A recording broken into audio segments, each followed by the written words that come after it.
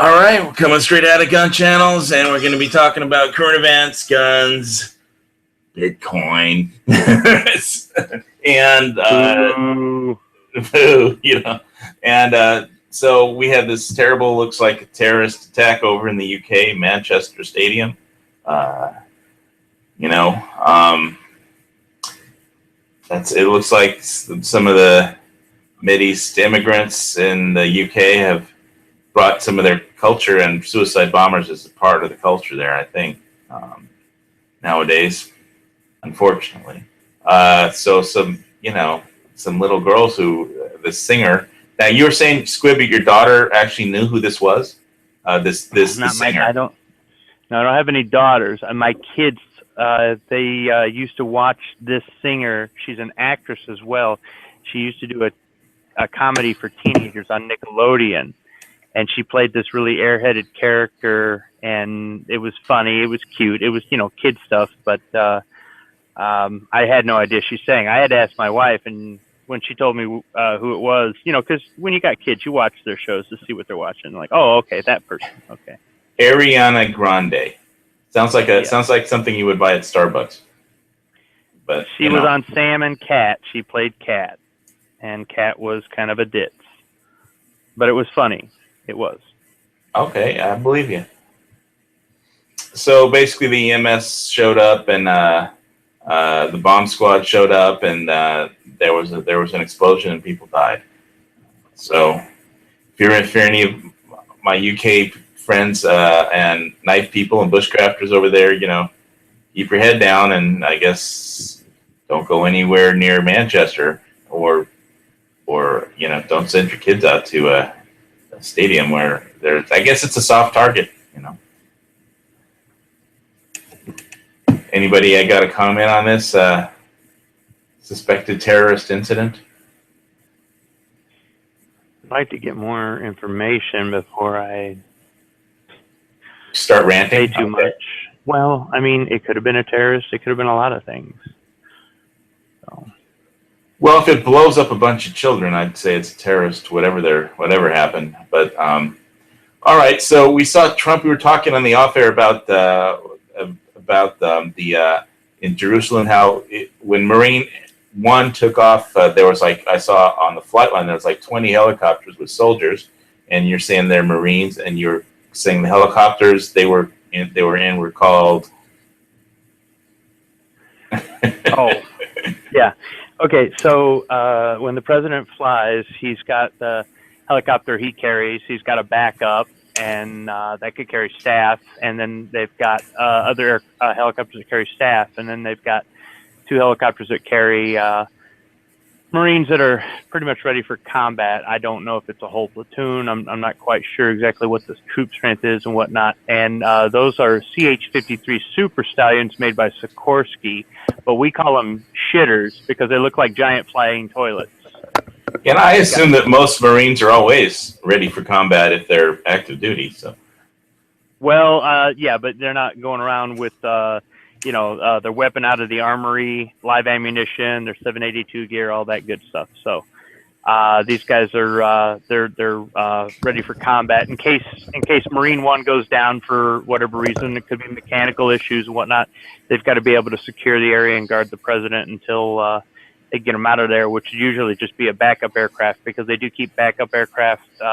Even Air Force One has a backup aircraft flying behind it. So.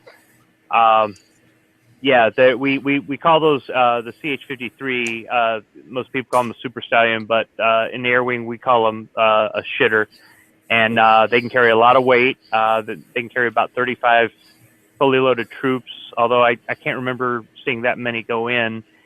And they can outrun the Cobras. They can outrun the attack helicopters.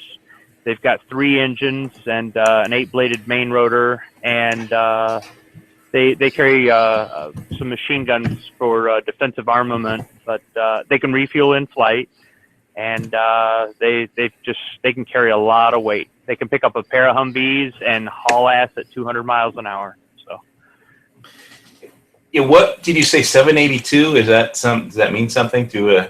I'm just a dumb civilian. I don't know. I don't know what the kids today are calling it, but when I was in old Marine story, when I was in, we call it 782 gear or deuce gear, and it's just like your H harness, your cartridge belt, your canteen, your entrenching tool, your IFAK, your gas mask, your holster if you have a sidearm, all that stuff, your magazine pouches, flashlight, compass, whatever gear you've got on you. It's not Why the number? Like a pack or, why was it called 782 or deuce gear? I have no idea. Well, deuce is for the 2 in 782, but as far as what that means, I never asked. You know, it's one of them questions I never asked. Okay. All right, I was just curious because you said the number, and I was like, "Oh, what does that mean?" Well, right. I mean, when you're wearing a combat load, you're gonna have body armor. Nowadays, back then we had the flak jackets. It's all the same crap. I mean, nowadays it's a lot better. But you can have body armor. You're gonna have a helmet, and then you're gonna have a harness. And depending, you can have a H harness, or they've got one that's shaped like a Y, and that attaches to your cartridge belt, and then that carries all your gear. But I'm not talking about being fully loaded out to go on a hump, you know, where they drop you and you've got back in my day, once again, old Marine, it's called an Alice pack. Today they got another name for it, and I think it's a lot bigger. And that carries all your extra gear for when you're trying to live off the land while you're on patrol. Well, these guys wouldn't be carrying that, but they would be carrying all the other stuff. And Yeah, they would deploy. They would deploy out of the shitters. They would deploy out of there and protect the area until they could secure the president and get him in a backup aircraft and whatnot. So, yeah, it was just funny seeing, like, you know, it wasn't funny. It was just, you know, a little strange, you know, because it was like, you know, Ben Gurion Airport in Israel. It wasn't like in America. And then there was like, you know, Marine one was just taxiing down the runway, and, you know, right past like, you know, 30, you know, or I don't know, it looked like 20, you know, helicopters full of Marines or, you know, soldiers. I couldn't really tell, you know, what I'm assuming they're Marines, but you know, anyway, our president seems to be getting around. He was in Saudi Arabia. He got a Abdul Aziz medal from the King of Saudi Arabia and picked up, I think, $350 million or $1 billion worth of arms sales contracts for Raytheon and Lockheed Martin to the Saudis, buying all kinds of air-to-ground missiles. And I don't know, 350 billion buys a lot of stuff, I would imagine, some training. And I just wanted to talk, you know, originally about before the thing happened in the UK with a terror attack. I was just wanted to talk about, you know, what I had been doing was just going through and all my preps, and I put up the prepping matrix in the chat. And basically, I was just going through my preps and seeing what, you know, in the non-gun related stuff, you know, where I was at. And it's because it's like helpful, I think, to review, you know, where all your preps are. And I can't actually screen share that matrix because Windows 10 does not seem to want to, Google doesn't like it as far as screening that Edge program. But it covers medical, sanitation, hygiene, financial, energy, communication, survival plan, protection, and water. And so, this weekend I went to Costco, replaced my own old microwave because my old microwave only worked when the door was open. So, wasn't not a good way to operate your microwave. So I got a new one, I renewed my Gold Star membership at Costco, and bought about an extra $300 worth of food. So came out around to $572 or something like that.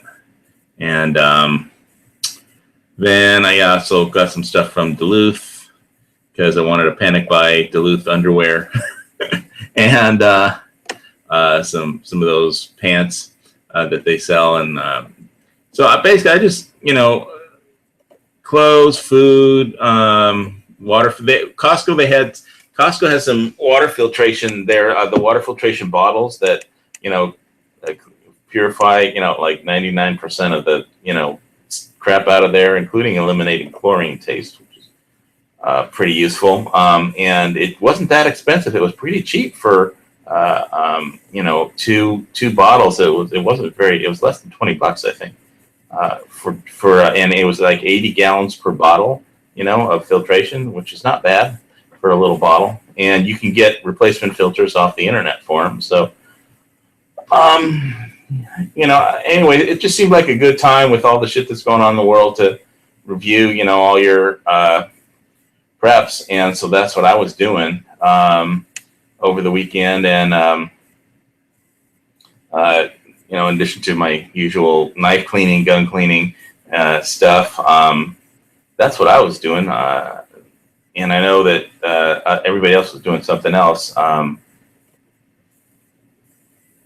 know that Dusty was working on. You planted sweet corn.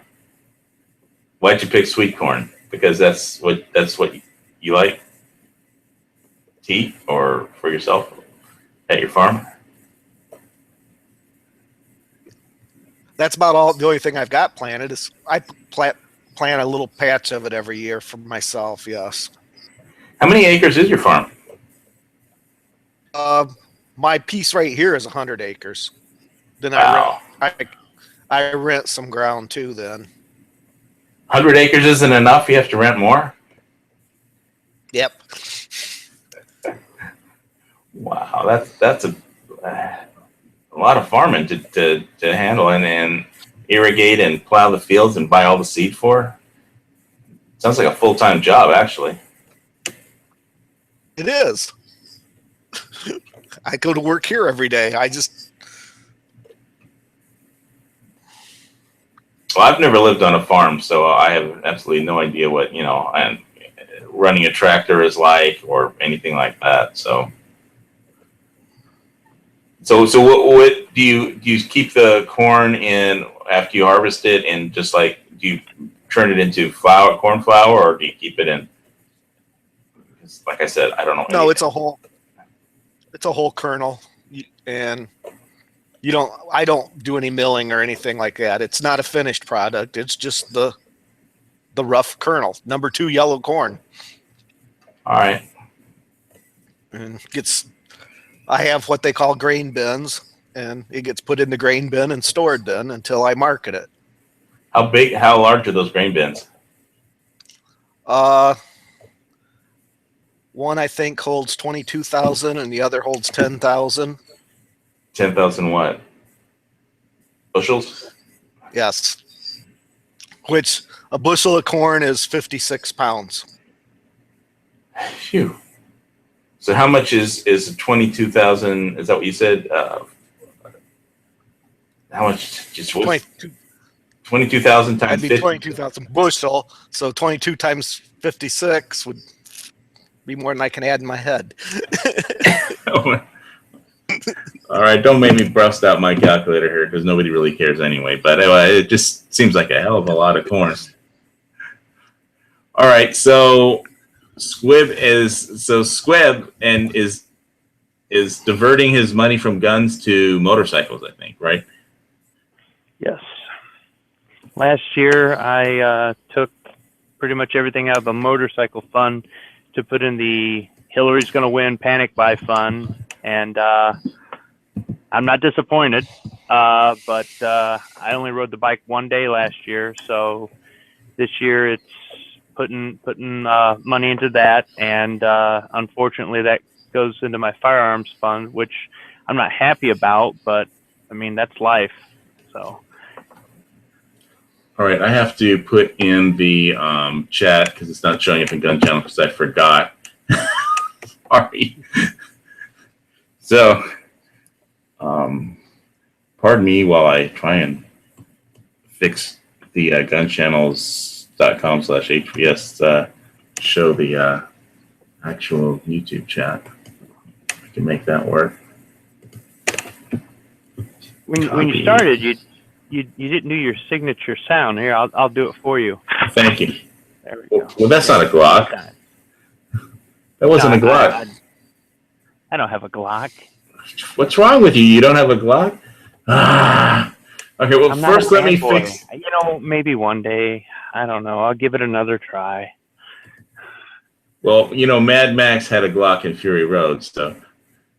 Oh, here we go with the remake again.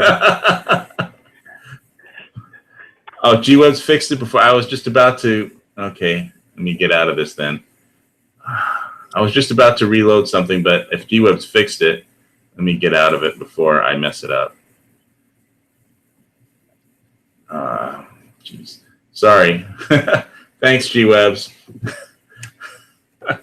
I was trying to do it while we were talking at the same time, and anyway, I can't do anything right sometimes. This is live YouTube, you know. Now where's my Glock? I got my Jack Daniels right here. I don't know, but it was right here a minute ago. So what gun was that, Squib? That was like was that your M1 Garand? No. No, it was not. Okay. But if you want me to, sure. I can do the M1 Garand. Hey, Jared, did my I'm going to talk to the external guy. Jared, did my patches ever get there and stickers and stuff? I hope they got there because I did mail them. So, all right. So your Honda motorcycle needs work, is what you're going to fix it, and so you can go riding. And I really thought you said you were okay. Great. I thought you said you were going to buy a 44 Magnum and you're working overtime for that or something. No, I call my overtime money my 44 Magnum money because I was putting money into my 44 Magnum reload supplies for my Henry rifle, and I do want to get a 44 Magnum revolver to match it, but last year I put the bike on the back burner, and it is a secondary vehicle. I'd prefer to ride that in the summer and just use the pickup truck in the winter. And, I don't want to be one of these guys that goes, well, Donald Trump won, so I don't have to do anything. I'm not that person, but I'm also, hey, I made, what'd you call it, different priorities. So this year, prioritizing are a little bit different. Yeah. So that's what I did when I looked through all my preps. I looked on that prepping matrix, which is linked on the external in the video description. So I go through that every once in a while just to kind of figure out where my preps are at, what I'm short on, and what I need to work on. And personally, the reason I don't buy guns right now is because Hawaii passed that law that you have to pay $42 to be on that illegal rat back list, with the FBI. So maybe if somehow Trump could do away with that, I'd be back into buying guns. But right now I'm more into buying, preps, ammo, gold. I bought some gold and silver. I've got a gold Buffalo Indian coin coming in, and I got some silver Red Dragon of Wales from British, my first British coins, the 2-ounce silver coins in. So I'm working on that, the silver stacking and stuff, and always down to buy ammo. but I just don't want to pay real money. I don't want to pay my money to be on some illegal government federal rat back list, because the state of Hawaii passed that law. And I felt really bad telling the gun shop owner that, I don't want to buy any more guns because I don't want to have to pay to be on that stupid list. I don't want to write a check, to be on that, list because I don't think it's legal. But anyway, we're waiting for the Peruta case still to go anywhere. And it's been relisted again. I checked the SCOTUS blog, and it's been relisted for the 28th of May, another SCOTUS conference. And hopefully one day they'll agree to hear the case. But so far it hasn't been denied, and it hasn't been picked up for hearing. Can I get a CNR? What's a CNR? Curio and Relic. Relic, yeah. Probably I could get a Curio and Relic license for federal, but the problem is, the state gun laws are that I would still have to register it. Maybe I wouldn't have to accept a delivery of it, but I would still have to register it with the police, because they're just anal retentive on gun stuff, So, in interesting news for all you crossbow aficionados, a police officer shot somebody with a crossbow last week. What? Yeah. Well, apparently the guy was aiming it at the police officer when he went. There was some dispute over something. I don't know if there was a domestic issue call or something, but I would say don't point a crossbow at the police if you want to live, because it's the dumbest thing you could possibly do. And he pointed one at the police and he got shot for it, and I don't blame him. But Glock versus crossbow, guess who won? No. I'm not saying crossbows don't have their uses, but don't point them at the police. Whatever you do, you're not going to have a good day. Anyway, glad Jared Welsh got his stickers over there in Maryland, and I think he won one of our quizzes a couple weeks back, and it just took me a while to get to the post office and mail them out. Some Kona gun stickers and a few Gun Channels patches that I had bought a bunch of them a while ago, and I just give them away whenever we have one of those quizzes. But I haven't figured out any questions for this week. I did find one thing I was watching, because you were talking about submarines, Squib, and there was a Japanese submarine that was actually like an aircraft carrier, underwater aircraft carrier. It had like cocoons that could hold 3 of those seaplanes that could carry either a bomb or a torpedo. That was the I-400 class. They actually had submarines that launched aircraft at the beginning of the war. Right after they attacked Pearl Harbor, they attacked Oregon with a submarine-launched plane. They tried to set fire to the forests in Oregon, and that didn't work out so well. But they would have small biplanes and whatnot that they could fold up and launch from the sub. And the I-400 was enormous, and this, instead of having rickety old biplanes that were folded up that you could only carry small handheld bombs that you drop out, these actually carried steel monoplanes that could carry a decent amount of ordnance and whatnot. And after the war, we captured, they had 3 of them, and we captured them, and we had them, and the Russians wanted to look at them, so we scuttled them off the coast of Hawaii. Yeah, that's funny. Not only can't you not have them, we're going to sink them. Yeah, well, we told the Russian, they sank. So, boo, boo, boo, boo, you can't see them. Because they were so worried that the Russians would get this technology and they could sneak up on it. Because at that point, it was not as easy as it is today to detect a sub. And, it was just something else. And they were going to attack the Panama Canal at the end of the war, but they weren't going to attack it from the Pacific side. They were actually going to go around the world and attack it on the Atlantic side. And the reason being is that the last place we would expect the attack in late 1945, because we had won the war in Europe and there was no longer any real threat in the Atlantic. So they shifted all of their assets to the Pacific. And that would have made the Atlantic side of the Panama Canal not as well defended, and it would have been easier for the 3 subs to sneak in there and launch 9 aircraft and attack the Panama Canal. And if they could seal off the canal and buy some time, then that would be harder. It would take more time and more resources to get ships and troops to the Pacific theater. So because it wasn't just by time. Yeah, it wasn't just the carriers that needed to be in the Pacific.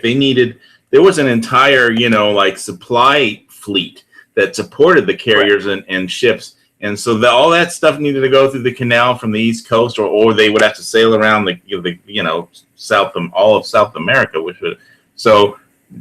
it was one of those World War II things. Speaking of the Pacific, I've got to try and find this thing on, right. I was going to, instead of talking about how screwed up the Hawaii debt is and stuff like that in the state, I was going to go, they had something on the Hawaii Free Press about North Korea. And where is it? Because they had some pictures. Here's the story. What might Kim Jong-un strike if he gets his treasured ICBM? And so they had some pictures of them. Let me just screen share this. I got to always flip back and forth between everything. This is interesting.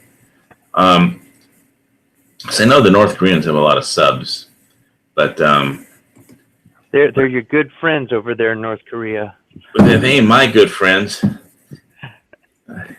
Where's my best? Well, I'm not gonna turn on the computer just to show you a bottle of Jack Daniels, but anyway, that's my best friend, Jack Daniels. Anyway, it says, can you guys see this? Let me take a look. Yep. Where might Kim Jong-un strike? North Korea is squaring off with superpower, and a propaganda has offered insight. Basically, what it says right there on the top of this map in Korean, it says where they want to attack. Map of death, identifying targets, U.S. targets for potential nuclear strikes. It's a strategic forces plan to hit the mainland of the U.S. So that's what it says right here up on the map. And they're just quoting what the Korean says or translating, according to Reuters, Korean KCNA. I assume that's some kind of Korean broadcasting. Open source intel analysts suspect the 4 targets identified on the map are Hawaii, San Diego, Barksdale Air Force Base in Louisiana, and Washington, D.C. The U.S. Navy Pacific Fleet is headquartered in Hawaii, and its home base is in San Diego. Barksdale is the headquarters for the Air Force Global 52. and 52s.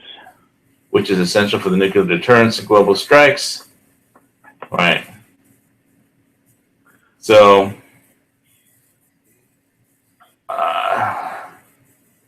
other analysts add Offutt Air Base in Nebraska, where the U.S. Strategic Command is located, and Whiteman Air Force Base in Missouri, home to the nuclear-capable B-2 stealth bombers, according to WAPO. The hell is WAPO? I don't know. All right. Well, see, we don't know everything. The North could also potentially threaten Seattle or San Francisco. What's Seattle? That? Well, my coffee. Microsoft is located in Seattle, so there goes. They take out Seattle. You could forget about any more Windows updates, which may not be a bad thing. So. Well, but they're supposed to protect us from that WannaCry virus or worm or whatever the hell it was that. Anyway, Jesus. While it cannot yet strike the U.S. mainland, North Korea has weapons technology to hold Northeast Asia hostage. That would be bad if, just to be a pain in the ass, they decided to nuke Japan. After first we nuke Japan twice, and then North Korea says, "No, let's nuke them again." And because we have troops there in Japan too, we have some bases there, naval and land forces based in Japan. The North's newest missile, the Hwasong-12, has a range that puts Guam, specifically Andersen Air Force Base, within striking distance. I did a video. I have some video of the bombers taking off from Andersen on my Hawaii military news playlist. Anyway, the U.S. has a number of strategic bombers stationed in Guam, several of which have flown past the DMZ in a show of force. Right, so anyway, there's Kim Jong-un and I don't know if he made it into my thread down last week, I forget. Somebody said my chat last week had a lot of really good info and they liked it, and I told them I can't even remember what I said. Monday was a long time ago. And so, let me go check gun channels. So are you going to fix your bike, Squib? Yeah, I'll fix it. I've got some more parts on order. I ordered some parts to get it running so I could take it down to the shop to get new tires, and I was going to go ahead and have them check out the drive line and whatnot, and if it needed a new chain or anything else like that, just have it all done right there, since I got to take off the whole wheel to do the tires. And so I went to go. It was electrical stuff. So I went to go hook them up, and found out that one of the wiring harnesses was burned all the way through. I said, well, that would explain why it just stopped running in the driveway last year. And I went online and I found a couple websites that said this is a common problem with those Japanese bikes, and I ordered all the pieces to rebuild the wire harness because buying a whole harness is it's not practical. It's way too expensive. So yeah, well, troubleshooting electrical stuff is like you have to do a lot of. I mean, I can do continuity tests, but that's about the limit of my functionality with an ohm meter. this was pretty obvious. I went ahead and I took the two nuts off that allow you to slide it's called a rectifier. Slide it off the two studs that hold it in place. And then I went to go disconnect the wire harness. And I pulled the first connector and I was fine. And then the second connector, I noticed it was fried. It was just melted. So I've got to replace both ends of it and put new pins in there and all that other good stuff, splice in some new wire and wrap it in electrical tape. And then I can hook up the rectifier and, get it going from there. So what sucks is in Michigan, the winter lasts so long and it's crappy out. I'm not about to attempt to try to ride my bike on ice.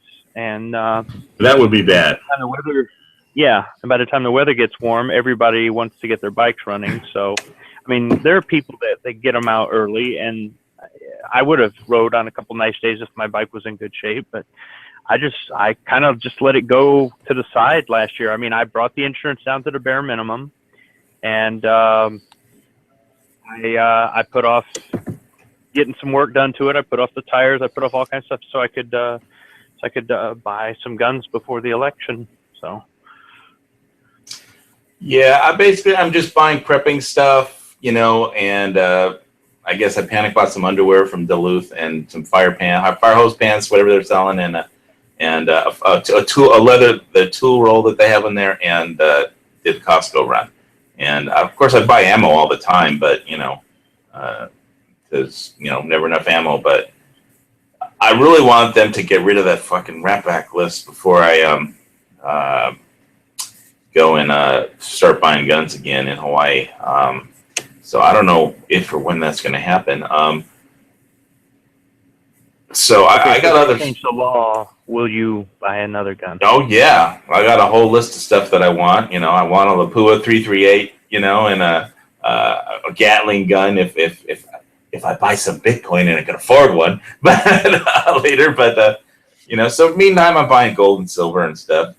Yeah, well, if you don't want to show up in a Honda at one of those, where do they have that ride every year? I don't know if it's the Love Ride or whatever, but where's that? Are you by where they have that, or is that in South Dakota where they have that motorcycle thing every year?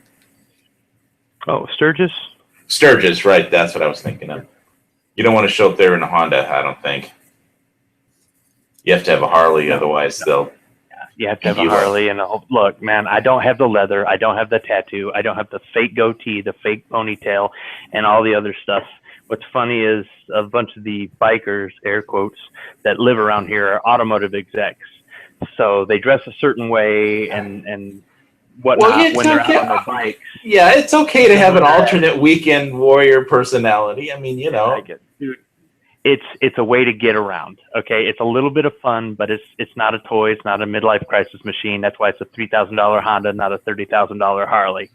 So the Harley, Hondas work. The Harley, yeah, the Honda works, but it don't hold its value. You buy a Harley, you can resell it later, and you don't lose a whole lot of money. There's more options for Harleys. There's more aftermarket accessories for Harley. You pull up on a Harley, people give you respect. You pull up on a Honda, you might get a dirty look. I don't really care. I'm not there to look at me.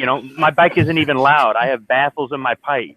I'm not trying to wake up my neighbors in the morning whereas other people go down the road and they rev it and they're as loud as they can be. They're trying to make up for something. I'm not. So I'm not really worried about that sort of thing.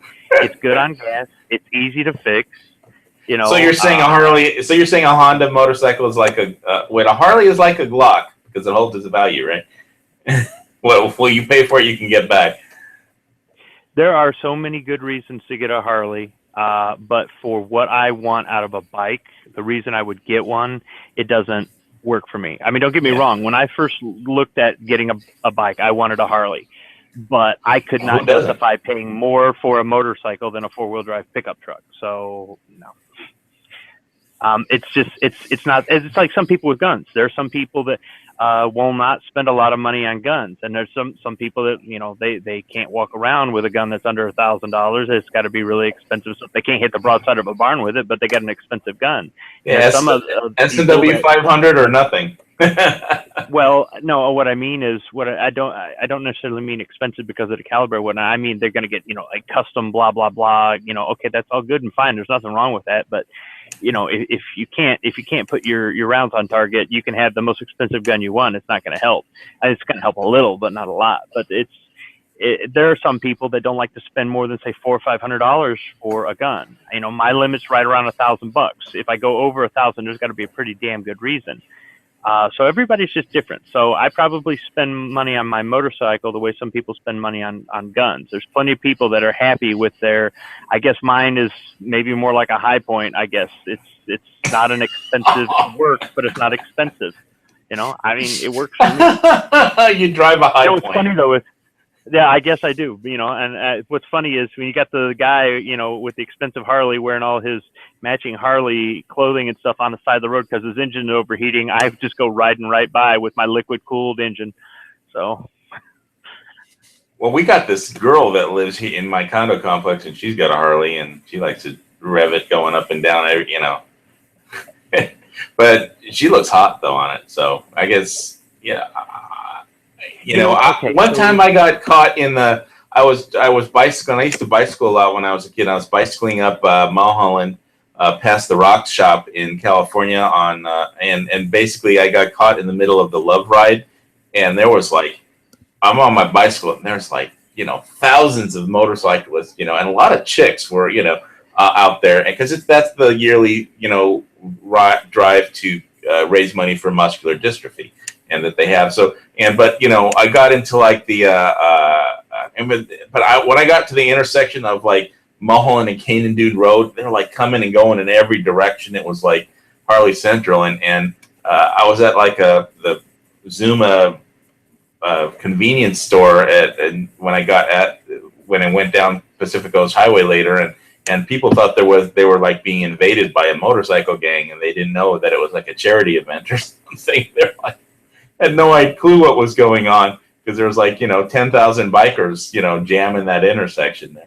I mean, there were wall to wall Harleys, and I was, going by. I was passing all of them because, they can't, on Cane and Dune and Mulholland Road, there was I mean,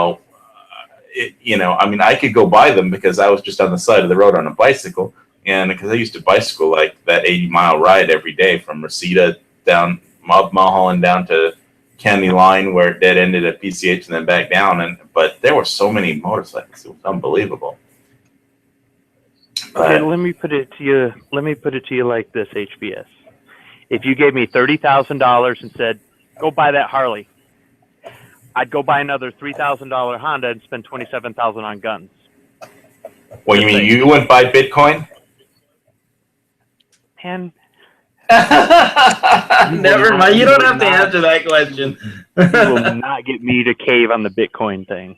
All right. What about silver or gold? You're going to buy any of that? Yeah, I buy it for my wife. I buy her silver. It makes a great gift. What do you think she got for Mother's Day?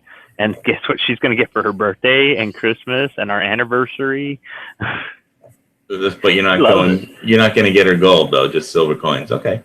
Because I don't make gold money. I don't have that HVS money, The HVS money, yeah. You're going to attribute to Bitcoins at this point, right? I don't own any Bitcoins. I don't own any Ether. I don't own any Ripple or Litecoin. So, if anybody wants to buy it and you live in a state where you can, then go on to Coinbase and buy it. I'm not advising you to do anything. I'm not a financial advisor.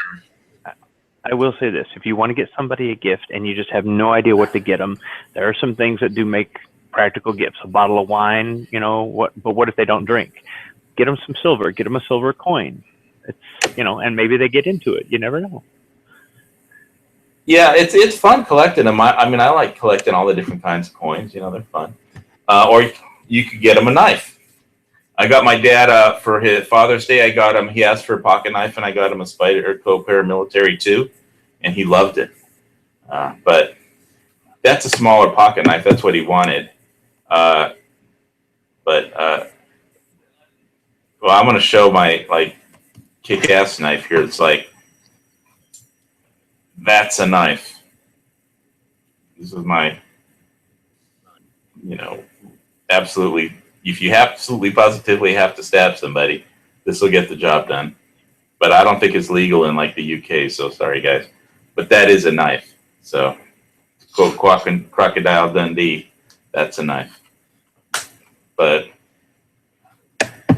yeah, so I've definitely been binge watching Forged in Fire a lot, and I love that show. I watch too much knife stuff.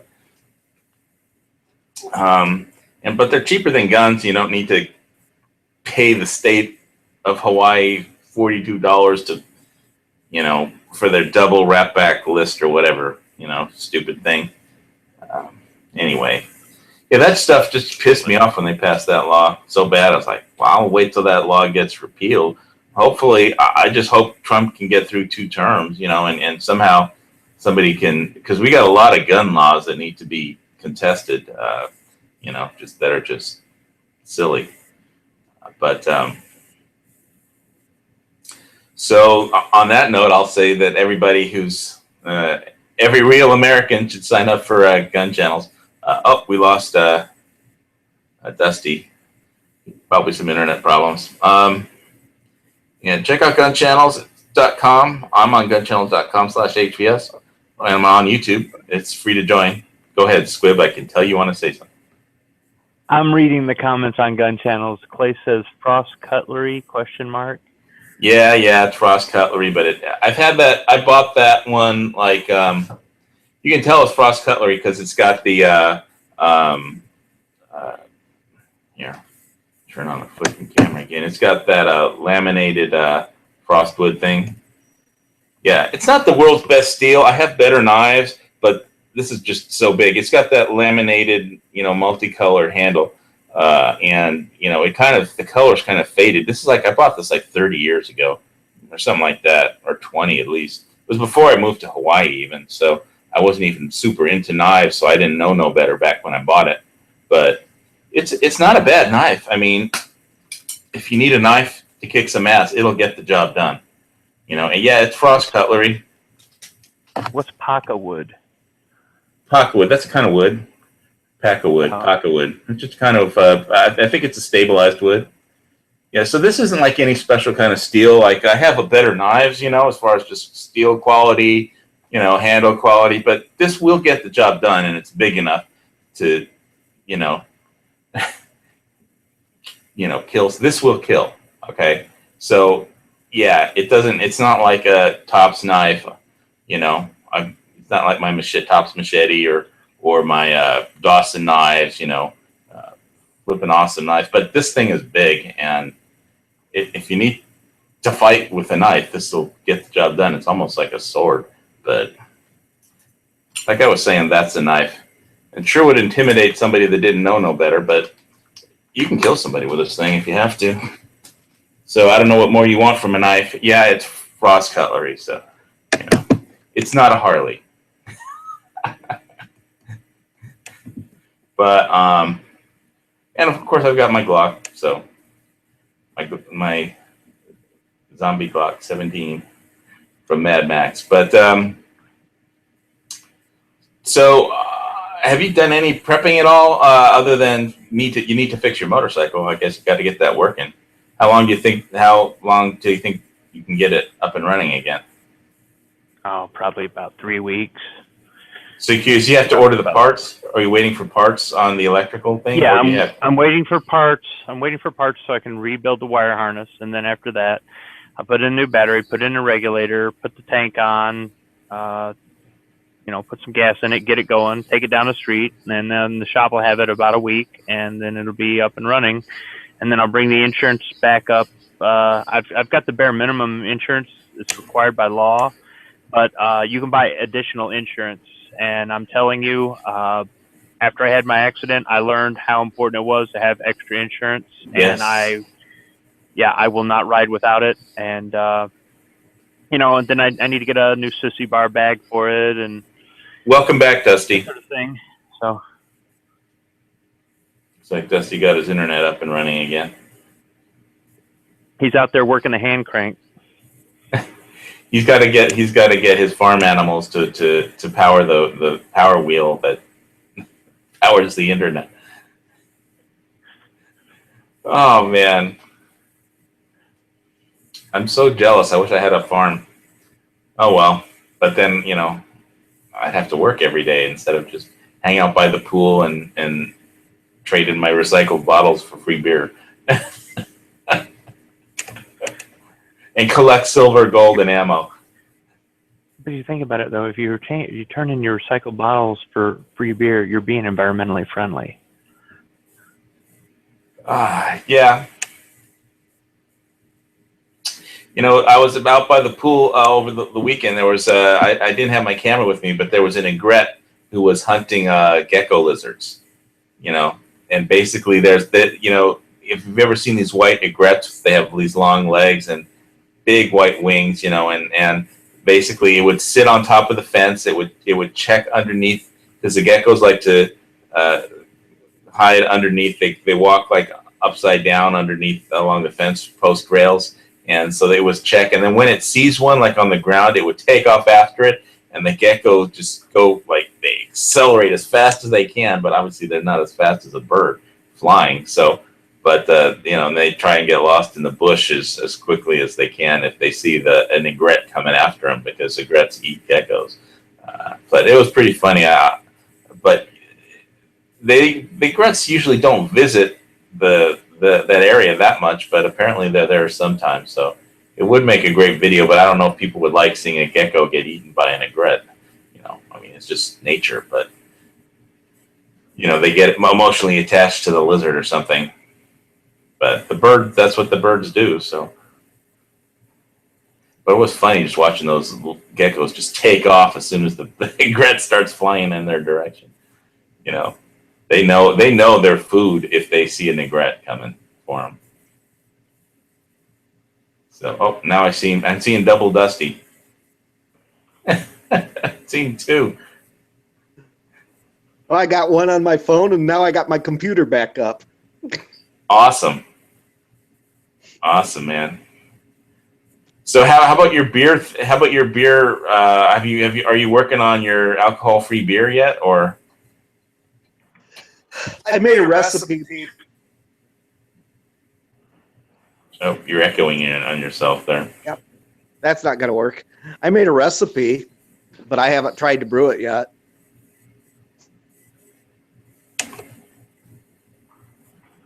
Oh, okay. Well, you were saying, I think last week or the week before, that you make it just like regular beer. You just have to burn off the alcohol somehow. Yes. Is it done with just heating it up, or an extra distilling cycle or something? Basically, you heat it up to 175 degrees and you'll smell the alcohol actually start boiling off of it. And then you usually let it go. It'll take usually about 30 to 40 minutes. Kind of the reason you'll find that the non-alcoholic beers are more expensive to buy, because they have more rendering. Right, more work goes into it, yeah. Yeah. All right. Well, I've never tried non-alcoholic beer, but I'll have to give it a shot sometime. You have any recommendations on that?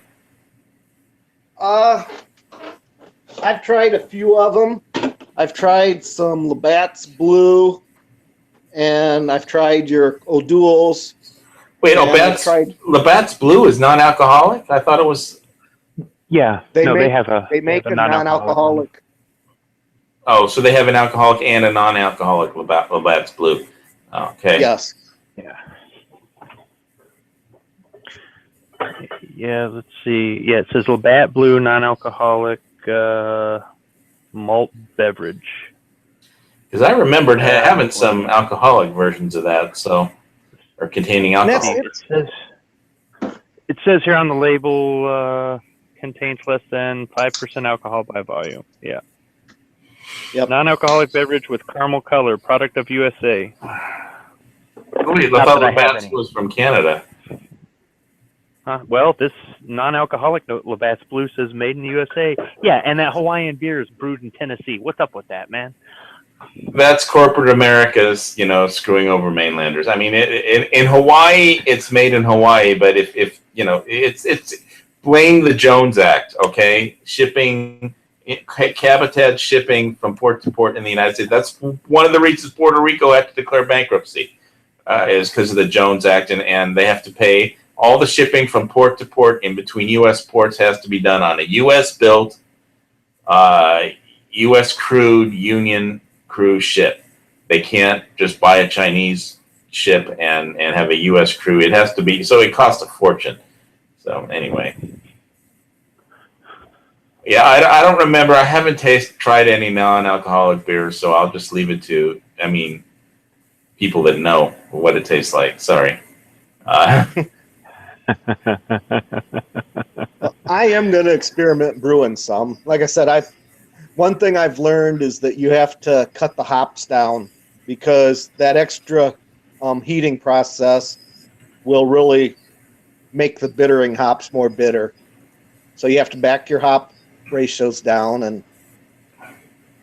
wait, Jared is complaining about what beer? I'm not sure. Are you Jared? Are you complaining about a Labatt's Blue or some Hawaii beer?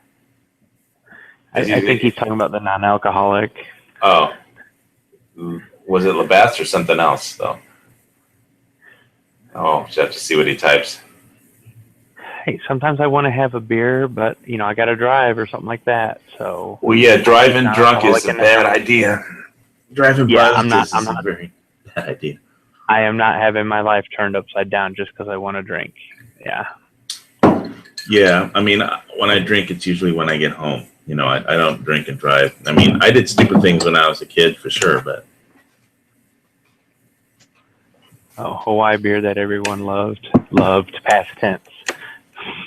All right, well, I don't know which one you're talking about, though. Can you be more specific? Which Hawaii beer did you say tasted bad?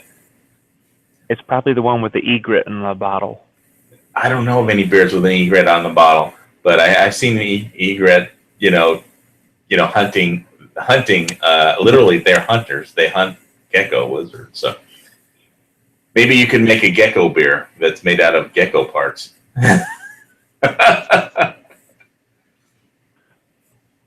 I saw somebody on Naked and Afraid eat a gecko lizard, but when you catch a lizard, they like drop their tail, a gecko. Well, so he ate the lizard and the tail was still there wiggling. So that this is protein, and he ate it. It's like, that's why I like when I go to Costco, I buy like food that has a shelf life. Like I bought some, beef jerky at Costco, like the Kirkland, the super thick cut.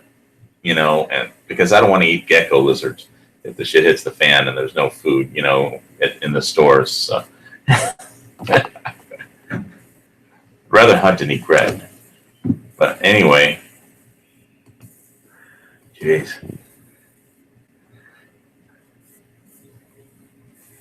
All right. So other than Jared complaining about beer Wait. You have all that poultry running around the island, and you want to go out into the jungle and hunt some skinny bird. I don't know. It's because the gas station and pick up a stray chicken. I have a feeling that those are the first things. Chickens that are going to be the first things that disappear. Are the ones at the shopping center in front of the Safeway. And I think that chicken was probably at the gas station. It was probably somebody's pet that worked there, or the owner's pet that owns this gas station or something. But wouldn't it be funny if you pulled up in front of the Safeway and there's a big sign up front that said "Today only fresh chicken," and there weren't any in the parking lot anymore? Well, there's a lot of roadside, chicken barbecue things. If you go up and down the highway, on the Belt Road, there's a lot of food trucks and chicken stands and I'm trying to remember the name for how they cook chicken Hawaii style, but Coolio chicken or something. I can't remember because I usually don't eat chicken, but I was told that Hawaiian chickens are pretty scrawny and tough beef, so you'd have to wrap it up in aluminum foil and throw in a lot of water on it until it gets moist or something. But I prefer like, steak or fish, but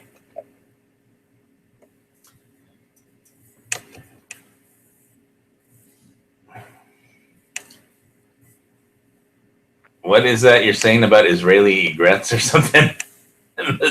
You call it an egret. Okay, it sounds like you're pronouncing it like they would say it in Israel. It's an egret. E, not an I. Like, check out this new egret, and it's some sort of Israeli fighting knife or something. Egret. Okay, well, it's bird, but whatever. Don't they have cranes or something over there? I don't know. I mean, my dad took a picture of an egret sitting on his fence in California, so I know they have egrets there. See if I can find that picture if you want. In case nobody knows what an egret looks like, I'll try and find one. Let's see. It's a skinny white bird with a long pointy nose on stilts. Yeah. It looks like a heron or a crane. Yeah, I know what it looks like, but I'm going to try and find my pictures.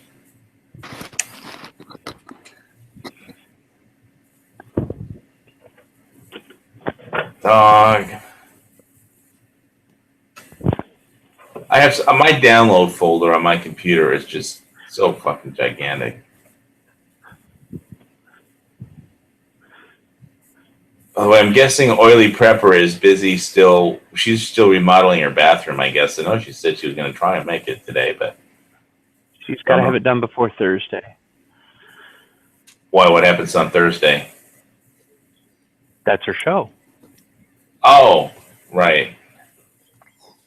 I thought like that's the one day they have to take. She has to take a bath by Thursday or something. Oh, I don't know. I know. Okay. Remodeling takes longer than you plan.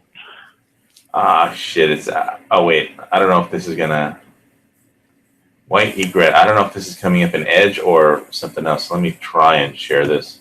I have no idea if it's gonna work.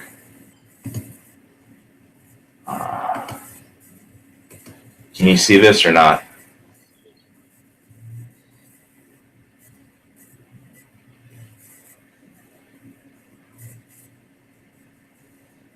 Yes. No. Hold on a second here. I'm typing something. So far, no for me. Okay, let's see here. I type slow. I don't see nothing. I see Dusty. All right. Well, screw it then. Yeah, it must be this. It's Google Hangouts and Windows 10. All right. Well, I'll put it on. Maybe I'll make this egret will be the screenshot for this show or the thumbnail. Yeah. There we go. I don't know why an egret would a white bird with a skinny neck and yellow eyes would be on a lock and load show, but he looks serious. He looks like a hunter though. I gotta say, he's got those eyes. But one thing I noticed, if you want to hide from a bird like this, the eyes are on the side of its head.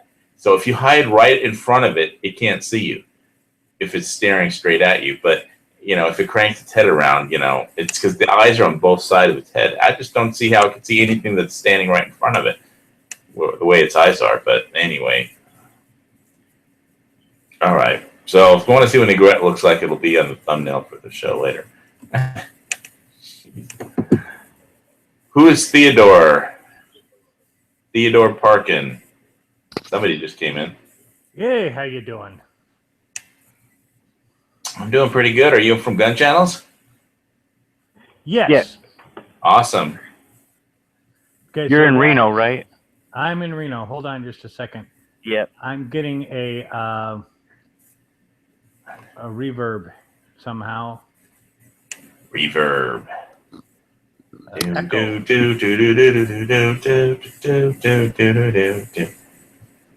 Adventures.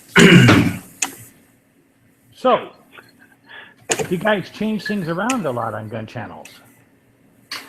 Well, I know notice the new software isn't letting me hit the like button on people's posts anymore for some reason. So Okay, so it's not just me. yeah, it's not just you.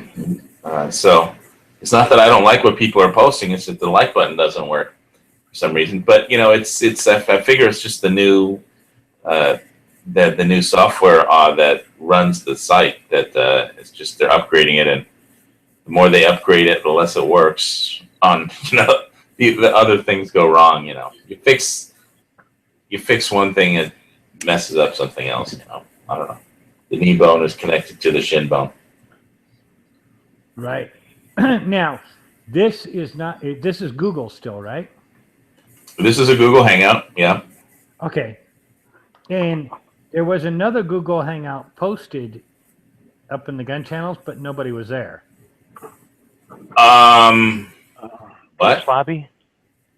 Pink's lobby. Pink's lobby, yes. Yeah. Well, the lobby chats are, sometimes there's people there, sometimes there's not, and basically Gun Channel has the lobby in the lobby, and then there are shows that run on a regular schedule, kind of, and people try and show up, and once in a while we even have topics that are interesting, and sometimes we just babble. But so there's a schedule on the main page, like there's a show schedule on when the scheduled shows are, and then there's like the lobbies, which is like show up and it's like potluck on whoever will be on, or maybe like you said, nobody will be there because he'll start the chat and then go about his day. So there will be a lobby if somebody wants to come on and talk. If there's maybe there's some new gun law that passed or some court case is going to be heard, and if people want to go in and start talking about it, they'll just leave a link up and a lobby up, and then people can go in at whenever. So you never know who's going to be in the lobby. Sometimes lobby chats are fun. Sometimes they get out of control, or sometimes it's like combat. And, it is what it is. But the shows usually are different. And there's a schedule, and people try and have topics, and I was always used to. I haven't been on for a while, but I was always used to kind of just the lobby chat, and there was always usually 5 or 6 people on the lobby chat, and I thought, well, what the hell? I'll check it out for a bit and find out what's going on. But I found you, and that's good. Well, welcome. Thanks for showing up, man. What kind of what brought you to gun channels? Were you interested in the Second Amendment activism, or just want to talk about guns and stuff? All right. I have had guns handed to me my whole life. People just hand you guns. They walk up to you and say, "Here, have this." Your parents, your brother-in-law, they buy you a present. They buy you a shotgun. They buy you a gun, Okay? It was never a to-do for me, okay? It was, you've always got a gun. I mean, hell, who doesn't? Okay? So I thought, okay? And then I thought that I should actually learn a little bit about them. Okay? And that's what brought me to gun channels. You asked me what brought me here, and quest for knowledge. Quest for knowledge. And in some cases, I got a lot of good knowledge. And in some cases, I have a lot of people who are just stuck on ARs, which is okay. Anybody can choose whatever they like. That's just not my big to-do. What's your big to-do on guns? I live in Reno, Nevada. Okay. It's not unusual. Well, lately I've cleared away a lot of it, but it's not unusual to walk out your front door and see a rattlesnake. Okay. So that's a shotgun kind of. It sounds like a shotgun kind of a thing to deal with. It's a shotgun thing kind of to deal with. Absolutely. You get. I don't know if you ever heard of kangaroo rats. Okay. Yeah. They're big ass fucking rats. Well, they'll get into your garden. And that'll piss you off. So, well, it's worse in Hawaii because you can get rat lungworm disease and it kills you. We don't have that. So you gotta have your 22. You know. You know, when I was living in Malibu, the first time I saw a rat in the apartment I was renting, I pulled out my 45, and then I had to stop myself and realize, wait, I should probably just go get a rat trap instead of just like shooting through the wall and hitting my neighbor. Well, my nearest neighbor, all my neighbors and whatnot, my nearest neighbor is about a quarter mile. Yeah, I was living in like a kind of an apartment building at the time in Malibu, which later burned down in the fire, but whatever. Okay, can I call you Reno from now on instead of Theodore? Because Ted, just Ted. Reno, you don't want to be called Reno. I don't. You can Okay. call me Reno. I don't care. All right. You know the story. Call me whatever you want. Don't call me late for dinner. All right. Except for, there's only one time I've been insulted on this gun channel at all. Only one? Only one time. I've been insulted so many times. I need a badge for that. No, I asked the wrong question of G-Webs. And I repeated the question over and over. Oh, yeah. He has a way of exploding. What did you... are we allowed to ask what he asked him? Sure.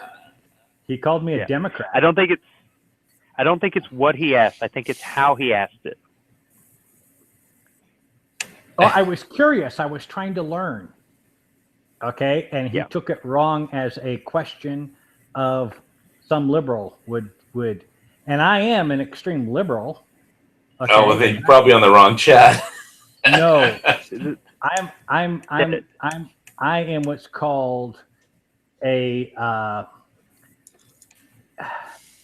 original liberal. Okay? I believe in the Constitution wholeheartedly. Okay? I guess there's got to be some liberals that do, but I mean, it's the best part about America is the Constitution. Absolutely, and I believe in the Second Amendment. I believe in the First. I believe in all of them.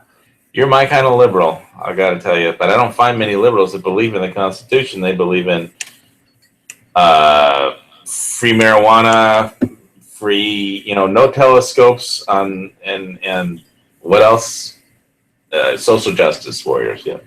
No, I'm none of that. I am not any of that. Okay. Ted, are you talking about the concealed carry question that you asked?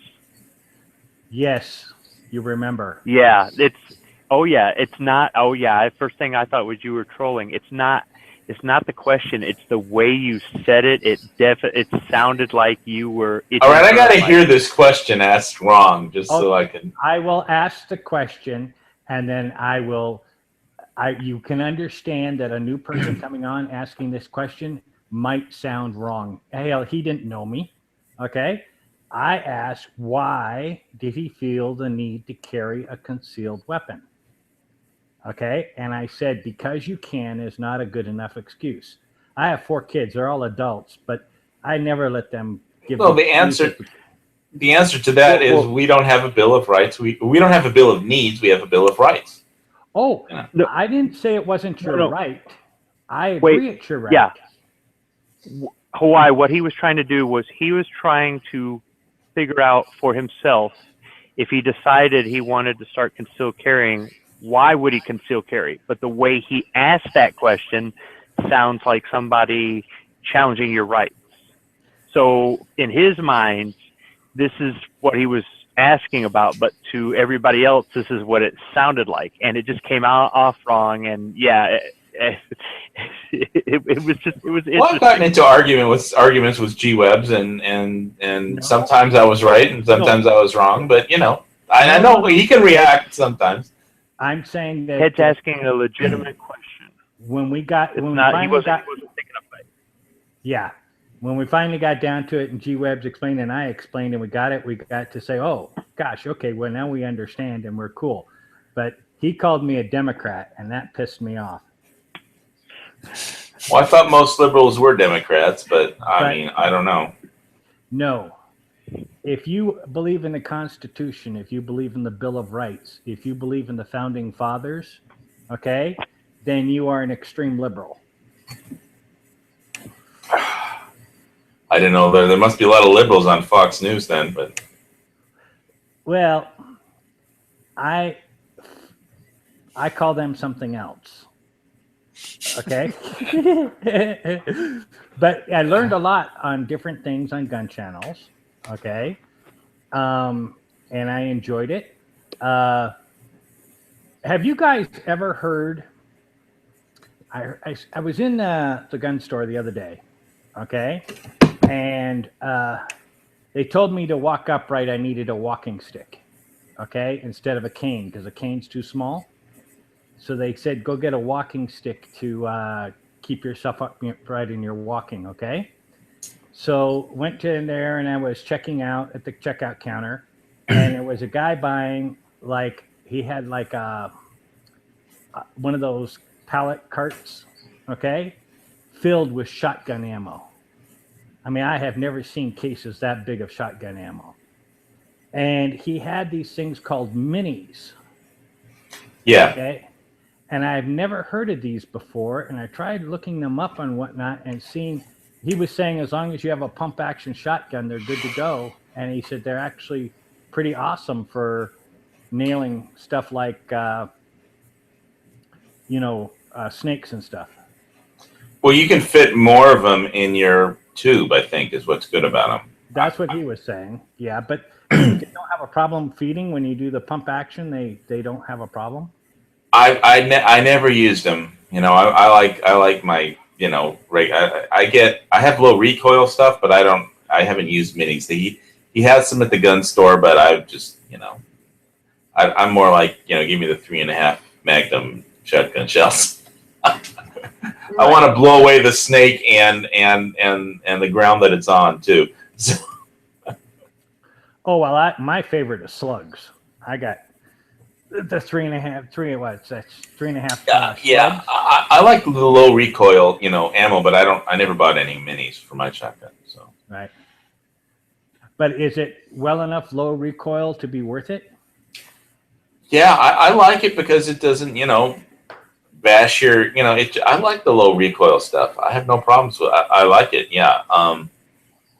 I'm a big fan of low recoil stuff, but I don't need the minis, to try and load tons of stuff. It cycles. I mean, you just don't short. It's a shotgun. You don't short chuck it, and everything works.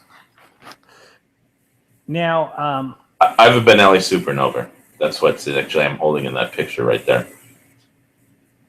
What is that? In that picture, that's a Benelli Supernova. Is my shotgun. Oh, okay. See, this is another question people ask me. Okay, we have 4 shotguns, 12 gauge, and that's all I know about them. I never bought them; they were handed to me. So, what questions do you have? Okay, I have 3 daughters. Okay, they're all college, master's degrees, all that good stuff. And I was thinking of buying them some shotguns, okay? Coming up here for like Thanksgiving's our big holiday of the year, some people it's Christmas, and I was thinking of going with 20 gauge because that's what the guy at the gun store was saying, that 20 gauge is a real low recoil. But the problem is everything I have is pretty much 12 gauge. And is it worth going in and getting 12 gauge and then getting the low recoil shots? Or should I just go 20 gauge so they can have everything they want and have as big a recoil? My suggestion would be to ask your daughters. That's not very good if you're going to give them a gift. It is if you don't want them to have to return it. I mean, a gun is kind of a personal thing. If you're going to give somebody a gun, ask them if they want a 12 gauge or a 20 gauge, and and let them do their own research and make up their mind. Maybe I should do that. I should do that. You said they have master's degrees, so I assume they're pretty smart. So I think they should be able to decide what kind they want. Right. Okay. I love it when we can solve problems and move right along. Next question. I like Donald Trump. Next question. Now, what do you like about Donald Trump? Oh, God, that'll be a political question. Well, I like that he appointed Neil Gorsuch and he supports the Second Amendment, and the NRA endorsed him. And also he knocked Hillary Clinton off of her broom. That's good. So Well, all of those are good reasons. I agree with that 100%. I'm wondering about, but is he going to get national reciprocity done? well, that's a legislative thing. It's not up to just him. All he could do is sign something if they pass it. But I will say that I think the economy is so messed up that nobody can save it. So just the debt is too high. But he's going to do the best that he can. If anybody can save it, it would be Trump compared to any of the other candidates. But I don't think anybody can. The banking system is too screwed up. Bitcoin. All right, I got it in there. But he's our president, so God bless the president of the United States, Donald J. Trump. Right. If he does well, we'll do well. Yeah, in order not to offend the social justice warriors of the world. Go ahead and offend them. I do all the time. No, I'm saying when they ask me who I voted for, I said I was the anti-Hillary vote. That way I don't have to use the Trump word. Yeah, well, I was walking by the mail up to and from the mailbox the other day to get my silver coins, and there was somebody, one of the two, a lady was there with her daughter in front of her car that they had this Obama sticker on their car. And I was just like, you really voted for Obama? She was like, yeah. I was like, boy, you people are stupid. And I don't know. It's just, I've been walking by that damn car with that Obama sticker and wanting to turn it over, set it on fire and blow it up for a year, and when I actually met the owners, it's like, anyway, yeah. So they say, I think she said, oh, you must be happy that, Trump is president. Oh, yeah. So. Now you're in Hawaii? Yes, sir. And so I hear Hawaii, the state, is instituting some unique gun laws. They're instituting illegal gun laws. Well, yes, I heard. I that's my political correctness coming out and saying unique, okay, instead of illegal bullshit or anything like that. I use political correct terms. And it's very funny because I don't allow it in my house. I don't allow political correctness. But I find that other people out in the world have problems communicating if it's not on their level. So anyway, what have they done in Hawaii? Everything wrong. They instituted a wrap back list that if you want to buy a gun now, you have to pay $42 to be put on this illegal federal watch list. I mean, the 1986 Firearms Act specifically forbids them doing what they're doing, and they're doing it anyway. And and I'm not paying for that shit. And of course, the whole Baker case was basically the same exact thing as Peruta. They have in order to get a carry permit, you have to apply for a carry permit, and the city of Honolulu has never ever approved anyone for a carry permit, and they showed that they did a forensic investigation that nobody has ever been approved for a carry permit. So they took it to the Ninth Circuit and they won. And they appealed the district court in Hawaii's ruling, and basically they said, see Peruta, and then the fucking 11-judge en banc panel came in and overturned the 3-judge panel in the Ninth. And so that's why I mentioned earlier in the show that I'm waiting on there's an appeal if you look on the SCOTUS blog for the Peruta case to the Supreme Court. And so far they just keep relisting it. They haven't agreed to hear the appeal yet, and they haven't denied the appeal yet. They just keep relisting it every week. And so the next hearing for the conference on the Peruta case, which is basically the Peruta case is, requires you to have in San Diego and the Prieto case in Yolo County, all in California cases, the sheriffs of the counties require you to show good cause while you need a concealed carry permit, and so they always, deny, it unless you're like an armed security guard that works for Brinks or something, and since the state of California bans open carry, then you're denied your Second Amendment rights completely, and the the en banc panel, like in the 11-judge panel case, cited like Solon's law from ancient Greece, pre-Athens Greece, the archon of Greece, they had to go way deep down into the rabbit hole to pull that ruling out of their ass.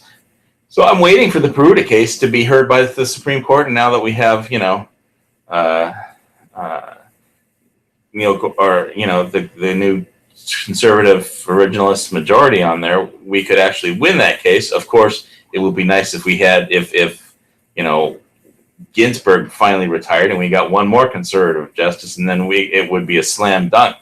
It would be impossible to lose that case. I don't know why they're waiting hearing this appeal, unless one of the five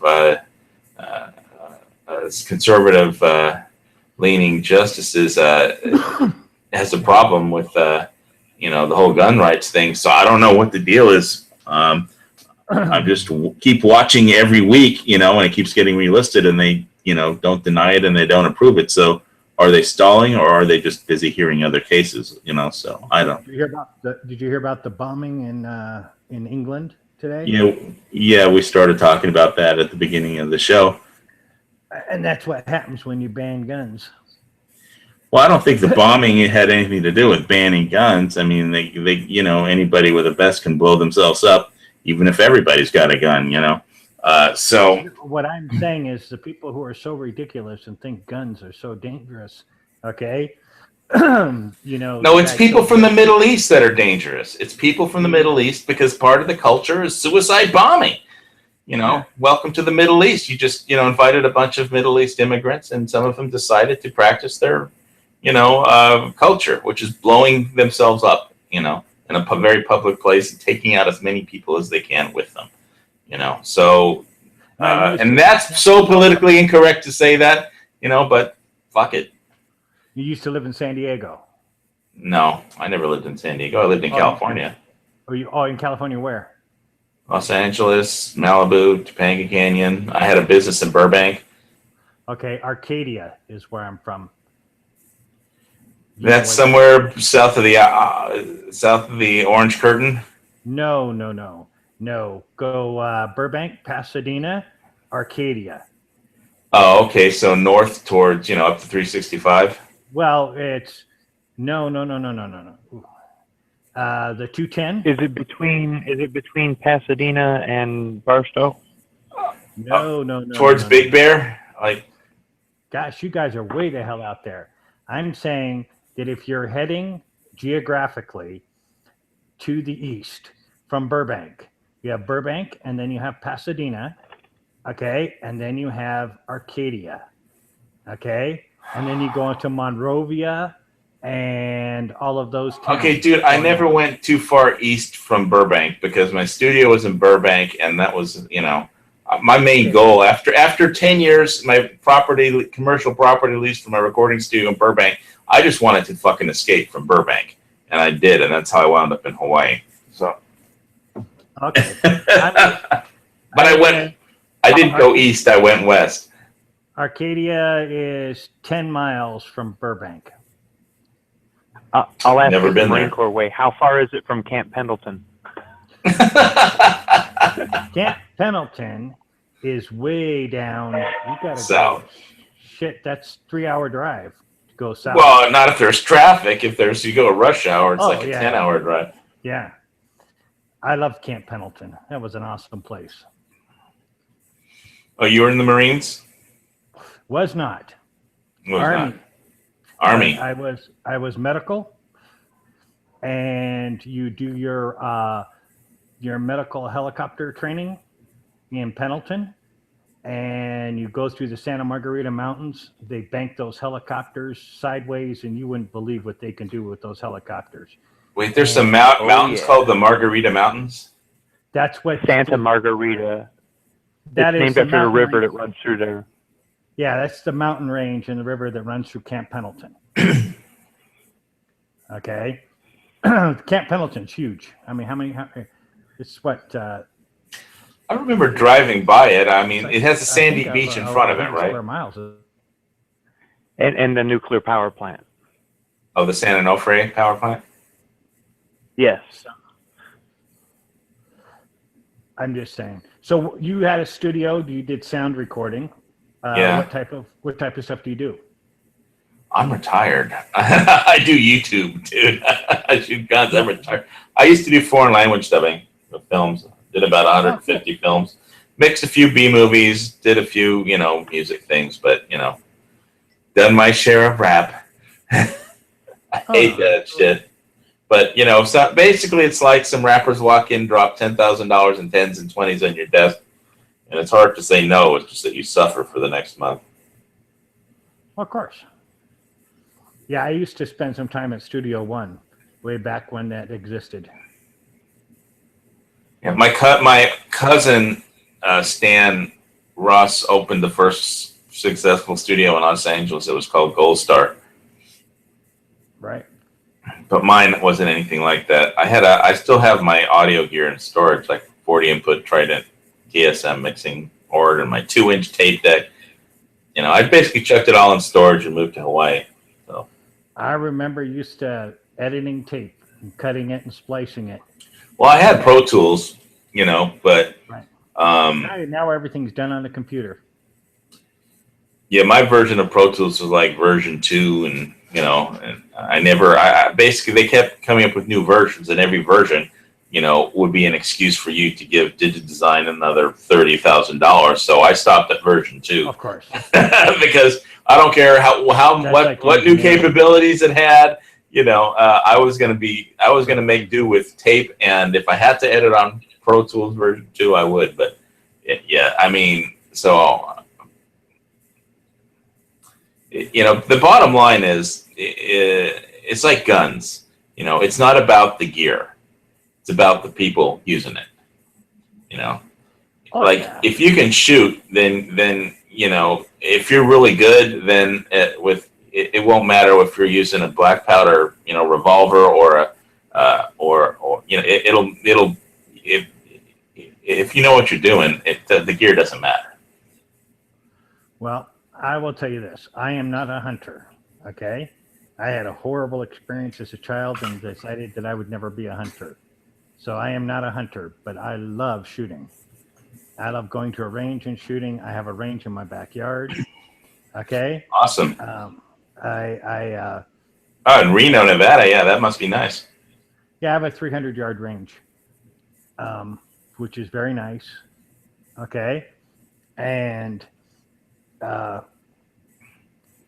through my disability.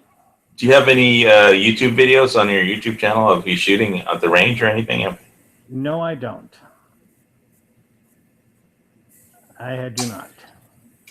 I feel like I have an instant desire to see some range shooting in Reno, Nevada, but okay. Well, there's all sorts of ranges if you want. The question is that I don't understand is when there was the entire scare with Obama and the whole bit, why anybody would let the government know what firearms they own by putting them up on YouTube. Well, I haven't put every gun that I own up on YouTube, but no, I mean, it's like it's just I think if everybody that owned a gun put it on the YouTube, then I mean they already know what we have, because we had to fill out a federal form. So if they they don't need to do anything besides look at your name up on a database and find out what guns you own. So except for somebody like me. What, you didn't have to fill out a federal form? I didn't Well, have. not if he gets them from another owner and they're not a handgun. And then I did a thing a few years back, just to have fun, family and everything. Is I went and bought 6 Ruger 1022s for just having fun, and doing a little competition with the kids when they came and visited and came home, But I went and bought 6 at once.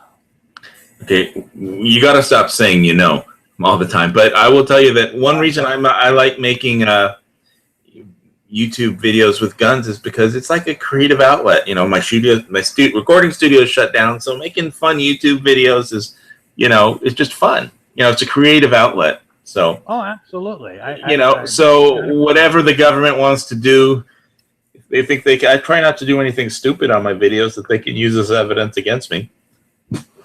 But Hawaii, you just said twice. Shit. Well, it's my chat, so I'm gonna. What do you expect after all this Jack Daniels? I blame the Jack. So. You like Jack? I was drinking Jack and Coke for this chat, or Pepsi. Okay. All right. So, is there anything on the external or on gun channels that?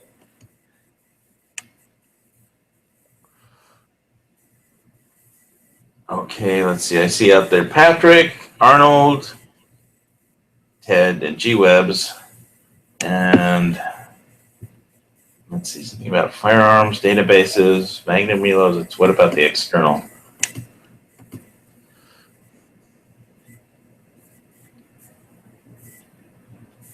Air beer? On air beer.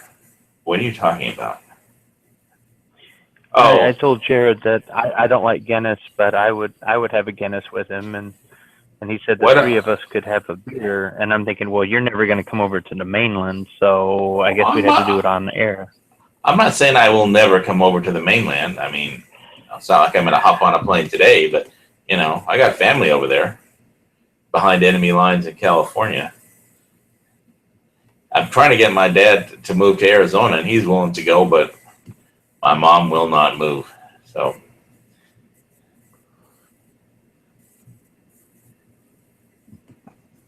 Can he just lie to her and say that they're in very, very eastern California? No, they're not moving out of Newbury Park. They're kind of happy there, but the gun laws are a lot friendlier over in Arizona. Newbury. They liked Prescott though when they were there a lot. Yeah, it's a little high altitude for me. It gets a little cold there in the winter. G-Web says he's listening. He's working right now. Okay. But they make Rugers in Prescott. They make Dawson knives in Prescott, Arizona as well. Oh, yeah, that's right. Yeah. My super overpriced, well, not overpriced, but expensive. You get what you pay for when it comes to knives too, just like guns, but obviously. Go ahead. No, I was just going to ask what your favorite handgun is.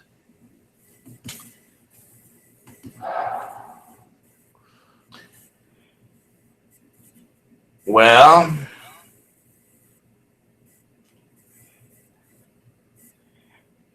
I would say that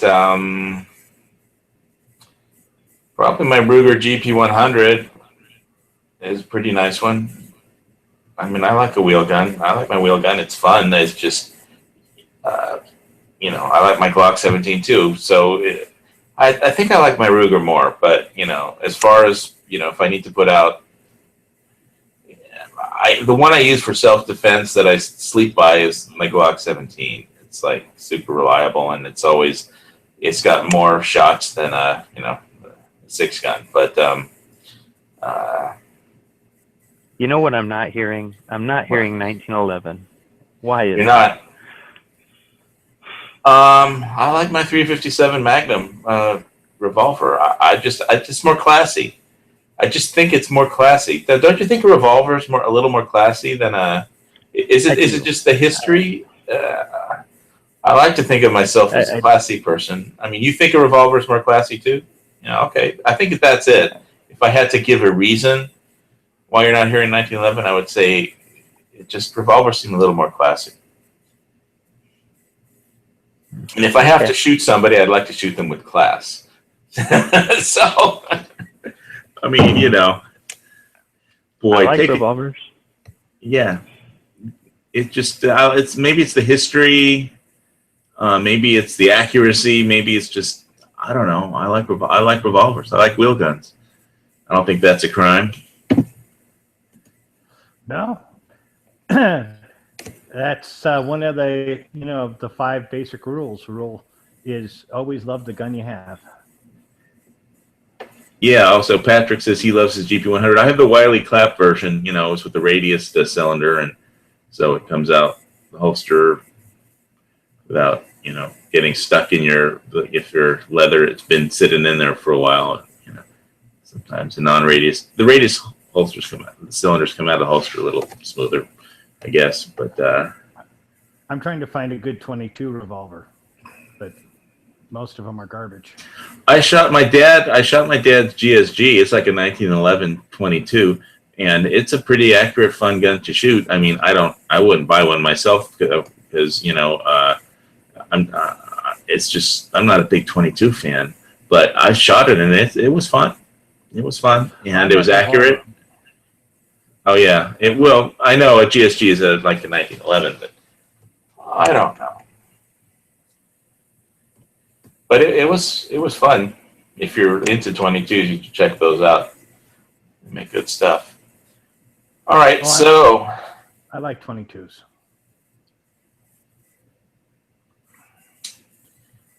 All right. I have a question for you, if you've got another time. one. Okay, Yes. Go ahead. When you moved to Hawaii, how did you transfer all of your firearms? I'm not going to answer that question. It's a secret. Oh, Next question. I just know if you go from Nevada to California, you have Change the subject. Change the subject. Thank you. Okay. Yeah, all right. You told me I should learn things. I was asking a solidly good question. Change the I'm not saying there's anything wrong with it. I'm just saying I don't want to answer that question. Next question. Okay. No, that was the question I had. Living on close to the border, between here and California. I gotta go to the sheriff's department and get a ruling somehow. When you got hiking in the mountains here, you end up crossing over the border into California. And that's why you need the National Reciprocity Act to pass, which would be nice. And so if you're carrying open carry in Nevada, which is okay when you're in the mountains, okay, and what happens if you cross over into the California border? I mean, the worst thing for anybody is to end up with a felony. Yeah, well, why don't you get a GPS thing so you don't accidentally cross over, I know, but you're just out hiking, and there's bears. Well, GPS isn't gonna a GPS isn't gonna prevent you from defending yourself from a bear. It'll just prevent you from crossing over the border. No, I understand it. I meant that there's good reason to carry a firearm when you're hiking in the mountains. Okay? Yes, well, tell that to the state of California. They're all idiots. I mean, like Dianne Feinstein. My son lives in California. And tell him to move to Reno. He works over in California. Tell him to get the damn company to move to Reno.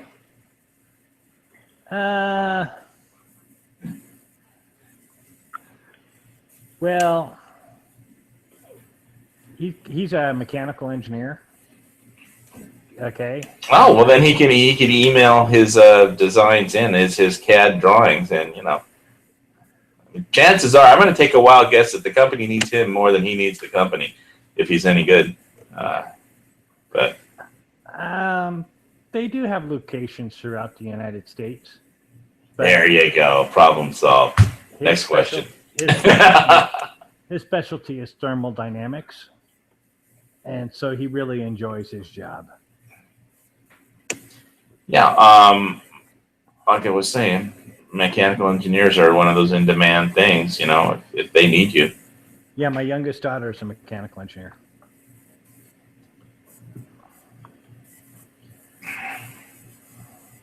Cool. And they like doing things, but they don't like doing things for dad. Aww. Oh no, hey, believe me, I had the stroke.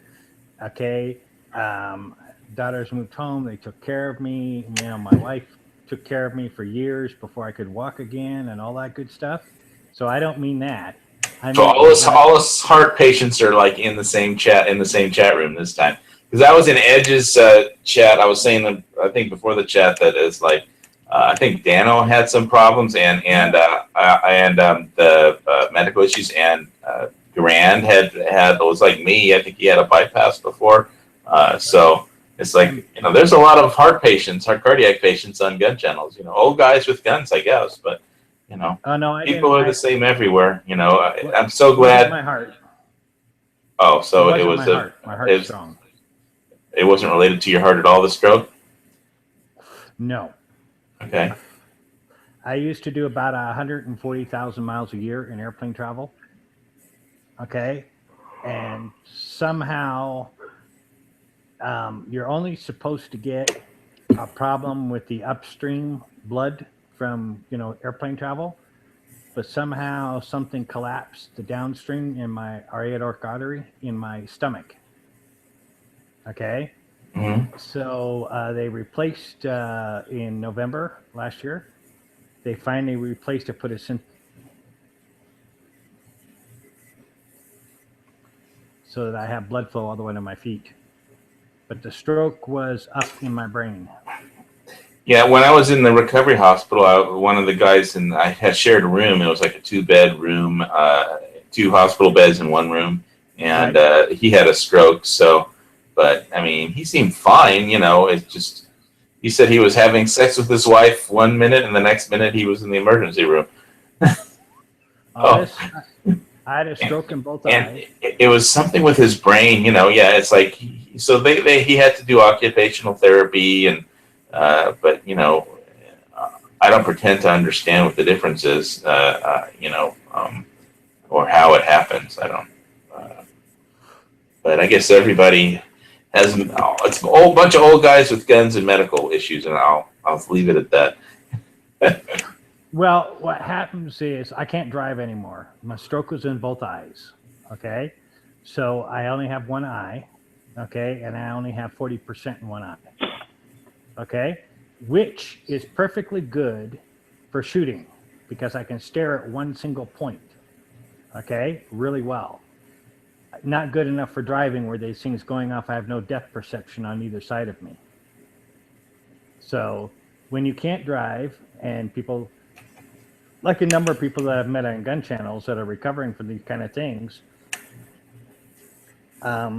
it's kind of a social outlet,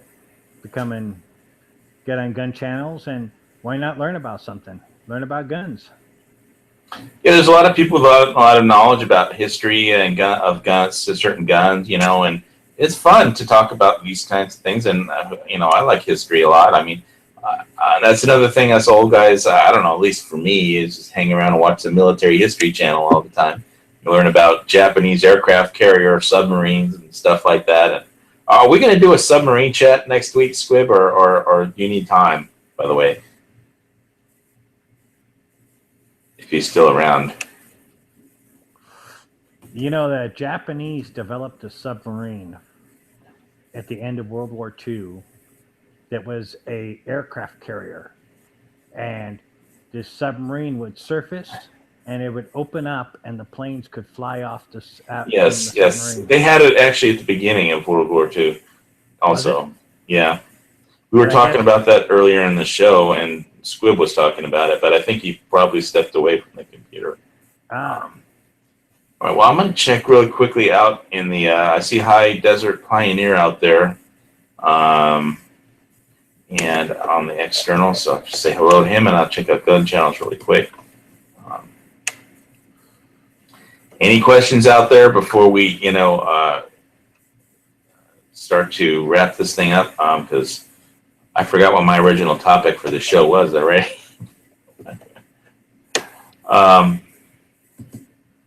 Let's see. Oh, preps. Do you do any prepping at all where you live? Or, I mean, I guess you're just dealing with your, be happy to be alive kind of.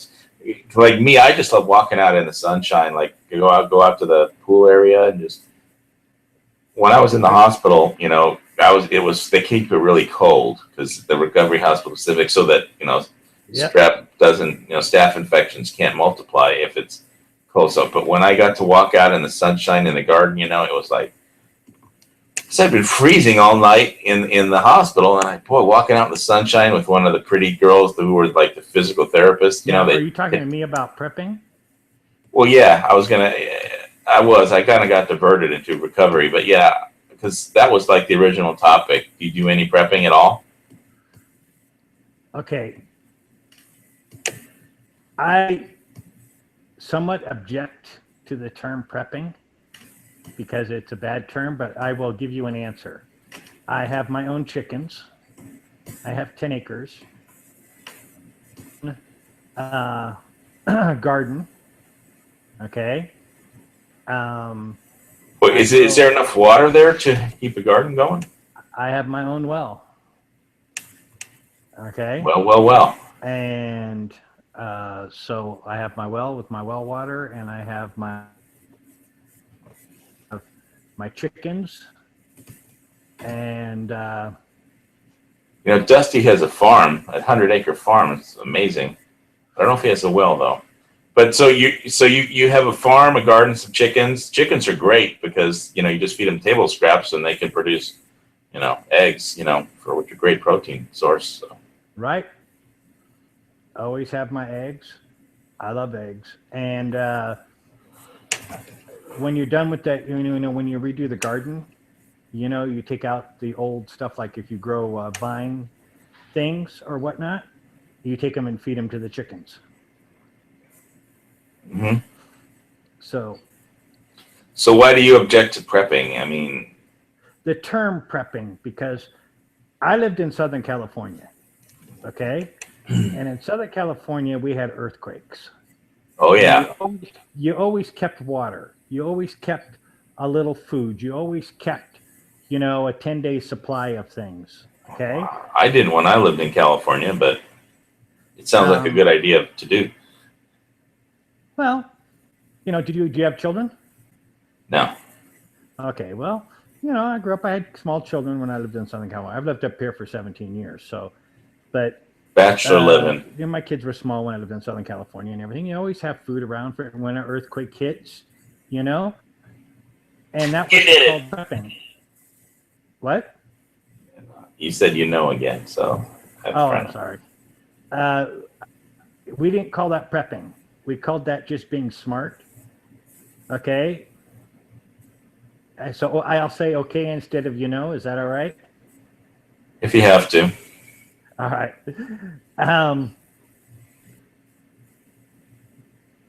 The prepper community, a lot of them are somewhat ridiculous. They don't grow anything. They don't produce anything. They have tons of canned food all around, not realizing that they no longer allow the preservatives in canned food. So canned food has expiration dates for the first time in the last 3 years. And a lot of that food is going to go bad. I prefer fresh food. People talk about cycling out their canned foods and over, I mean, obviously the freeze-dried stuff, has shelf life for decades, some of it, but I don't object to the term prepping because it's like, it's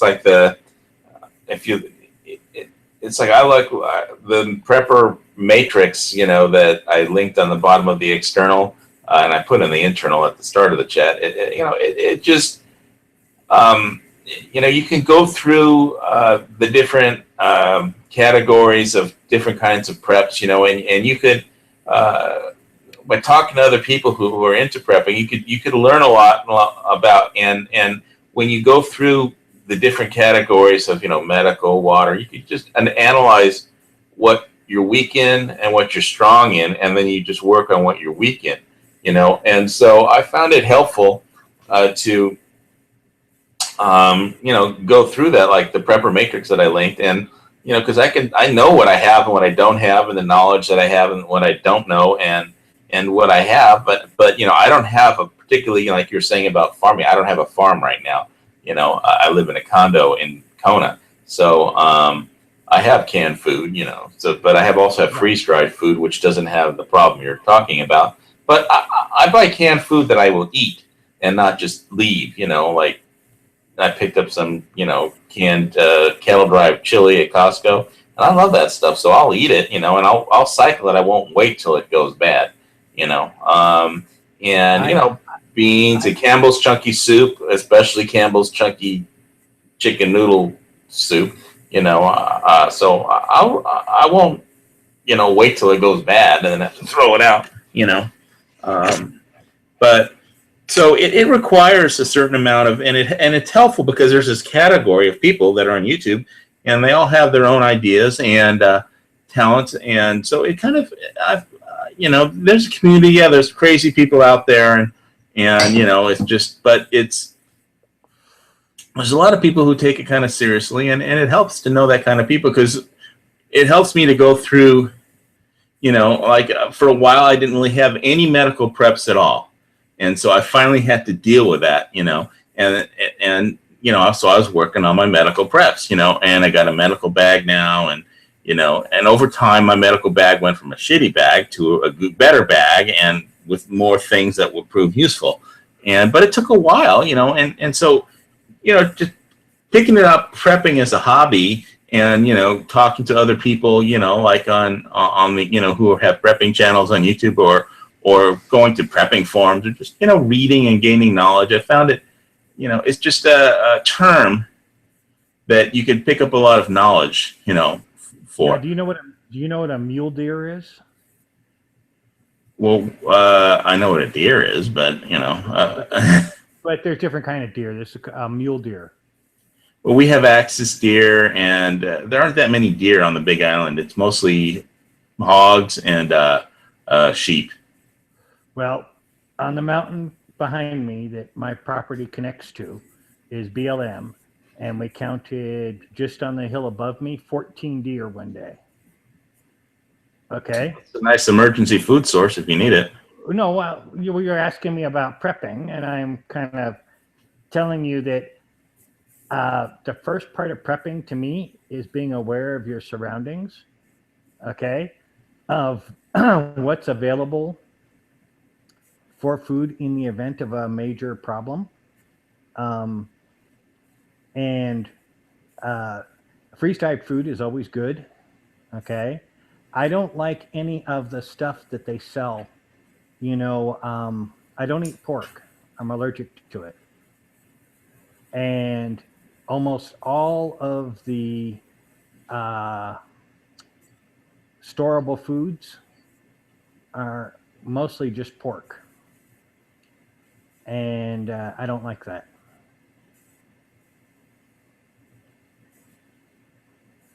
Well, I'm sure there's other kinds of beef besides pork out there. Well, yeah, beef is not pork. I thought that was a good statement, though. There's other kinds of beef that aren't pork. Okay, I might make a good sticker for prepping. No, or hunting or something. But I'm just saying that there's deer, okay? There's like I said, we grow. Well, the good thing about freeze dries that they have beats deer is that you can't take a deer and put it in your bug out bag and go. You could take a little packet of Mountain House and it doesn't weigh nothing, or you could take 5 packs of Mountain House and have 5 meals, and you don't have to. It's you just have to boil water to be able to have. Now, if you were, because there's always the question of bugging out or bugging in, okay? Obviously, Yes. for me, I would be more of I have everything here.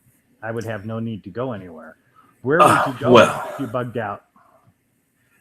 It depends on the situation, but you say you'd never bug out. I had this argument with Dusty One. Okay, what if there was a major economic collapse and there wasn't any food deliveries, and some military National Guard base people decided that they needed to,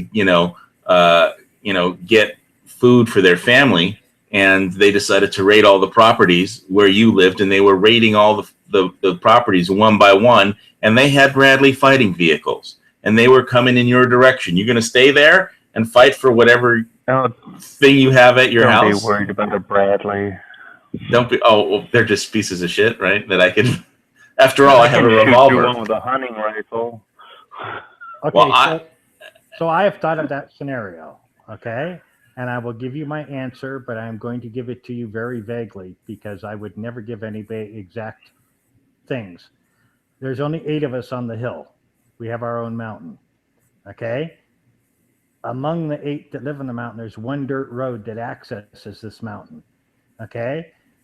Among the people who live here, there are multiple hunters, sheriffs, retired, police, retired, you name it. Okay? I don't think that anybody in their right mind would come up that road. I don't care what Bradley vehicle you have. Well, you may be able to shoot a hole through a Bradley fighting vehicle, if you knew what part to shoot through and you knew the vulnerabilities. But, I mean, if they've got, heat, missiles and, if they got high explosive rounds or, white phosphorus rounds or whatever, you aren't going to last very long up against a, fighting vehicle like that. But we have to consider this. Everything has a cost, right? If you make the cost.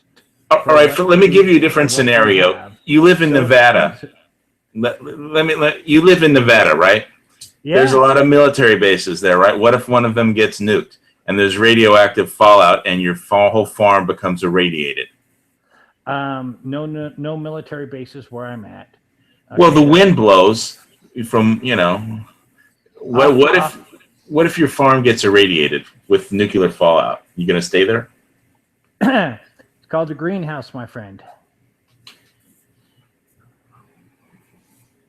Greenhouse. You're gonna stay there forever in your greenhouse and not come out? No, the greenhouse is attached to the house. So you're never gonna exit the house and hope the radiation doesn't get into your greenhouse or your water supply or anything. Well, you wait. Well, it can't because my well is 300 feet down. Okay, so there's no way that it can filter down that far. I was an NBC officer in the military. I know quite a bit about the nuclear radiation, and the winds blow from west to east across the Sierra Nevadas. Okay, so anything that would be done in southern Nevada, which was where all the military bases are, would be blown. The air current would blow it across Arizona. Okay, how about the Yellowstone Supervolcano? I mean, you can't think of one potential scenario which would require you to leave your property. Oh, no, I'm sure there is. The question is, I don't know of anywhere else safer to be. And that's why I asked the question of you. If you bugged out, where would you go? That you think it would depend up on the volcano in the jungle. I even have a video of me hacking through some jungle with my, it's called Welcome to the Jungle. I was looking at some property up there last month. But I don't need to buy it to bug out there, But it's I've given some thought to it. It depends what the situation was. If there was like a big, tidal wave coming in, that was like 100 feet high from let's say North Korea, it decides to explode a big nuclear bomb underwater, and a gigantic tidal wave, then I would have to bug up the mountain because it's higher. Just the elevation will save me all by itself, and then, I'd have to be able to bug out to the jungle and survive there. And I could do that, but, I wouldn't like moving into the jungle, but, it beats drowning. So I live at 5,000 feet elevation. Okay. So I'm already there, and I have the Sierra Nevadas between me and the Pacific Ocean, so I'm not worried about tidal wave. well, I am, because I live right on sea level. So No, you are. But you were asking me of a potential scenario. Yes, if you had to leave, you have to leave. I just don't know where would be safer. That's all I don't know. yeah, well, it would be safer depending on what the situation, what was causing you to flee. So Right. yeah, that's definitely one of the things you think about. And what's interesting about prepping is just, the scenarios you would have to potentially deal with. One would be a nuclear bomb. If North Korea bombs Honolulu, or Pearl Harbor, Right. the boats would stop coming. I'm not sure if I would have to, if I try and make it in town, because the wind would probably blow the radiation the other way, but there might be an EMP that would take out, the power grid or something, or the communications grid. In any event, there would be a shipping disruption, and 92% of the Hawaii's foodstuff gets shipped by boat. So, that would again be, well, if I moved out to the jungle, there's a ton of, boar up there, that I could hunt, although I have not made a specialty out of hunting boar, but I do know people that live on the edge of the forest reserve, and the pigs just come right up and they're a pain in the ass. So they, the main problem they have is trying to shoot them without making so much noise that the neighbors complain, but so I'm not really, I have a hunting license, but I'm not, I don't go out into the jungle hunting boar all the time. I know that basically they come out at night. One of the things on my list is night vision, but we're not allowed to hunt at night, but it's still on my to-do list for a lot of reasons, my bucket prepping list. I haven't finished my bucket prepping, but I can think of different reasons. So it depends where I would go, depends on what I was fleeing from, if I had to flee, One of the things I learned from a friend who is a hunter, okay, and what he did is because he said the infrared, the cycle time on the infrared is really bad for direct hunting, for night vision. But he got a video camera, infrared, and he sets it up, and then he films the habits of the wildlife, and then he knows exactly where they're going to be ahead of time, because they use certain habits. So he'll set the camera up, and then just patrol the video and find out for a month what they're doing for habits, and then he'll go set up right. The thing to remember, though, when it comes to prepping, is that the government can do that with people. And so I found it pretty interesting that people are making. There's one company that makes thermal, camo suits and stuff. But you can kind of make something like that with with gear that with just simple items that you could buy at Home Depot. And all the information's out there. But so from a human prepping kind of point of view and self-defense, if you're going to be mixing it up with anybody that has any government issued gear, how they fight is and how they protect, and offensively and defensively, is they use thermal. So you need some kind of thermal camo. But it's one of those interesting things that I like about prepping is you can go down and how far into the rabbit hole do you want to go. Thermal is a useful hunting thing. If you want to find out tracking, if your prey, you can kill them, and harvest them, but you can kind of breaking up a little bit. Oh, well, I'm sorry. It's the internet. No, maybe they don't want me talking about thermal, No. No. I like I said, everything has to do with cost. Okay. Yeah, definitely. I'm not so worried about the government because the cost is too high to waste time with people out in the boonies. They want to get people in the cities. They want to get major storage areas. They want to get that type of stuff, the cost of coming out here is too expensive. Yeah, but if there's a storage The facility, unknown. if there's a storage Okay. facility where the government is hoarding their food supplies, it's going to be protected by thermal cameras. So you would need, if you were planning on raiding like a food storage depot that was protected by the government, you would need thermal camouflage. Oh, what I'm saying is Where are these food storage depots? Well, FEMA camps, you know, stuff like that. They're going to hand out MREs, man. no, I will tell you where they are. Okay. California has what's called a inventory tax.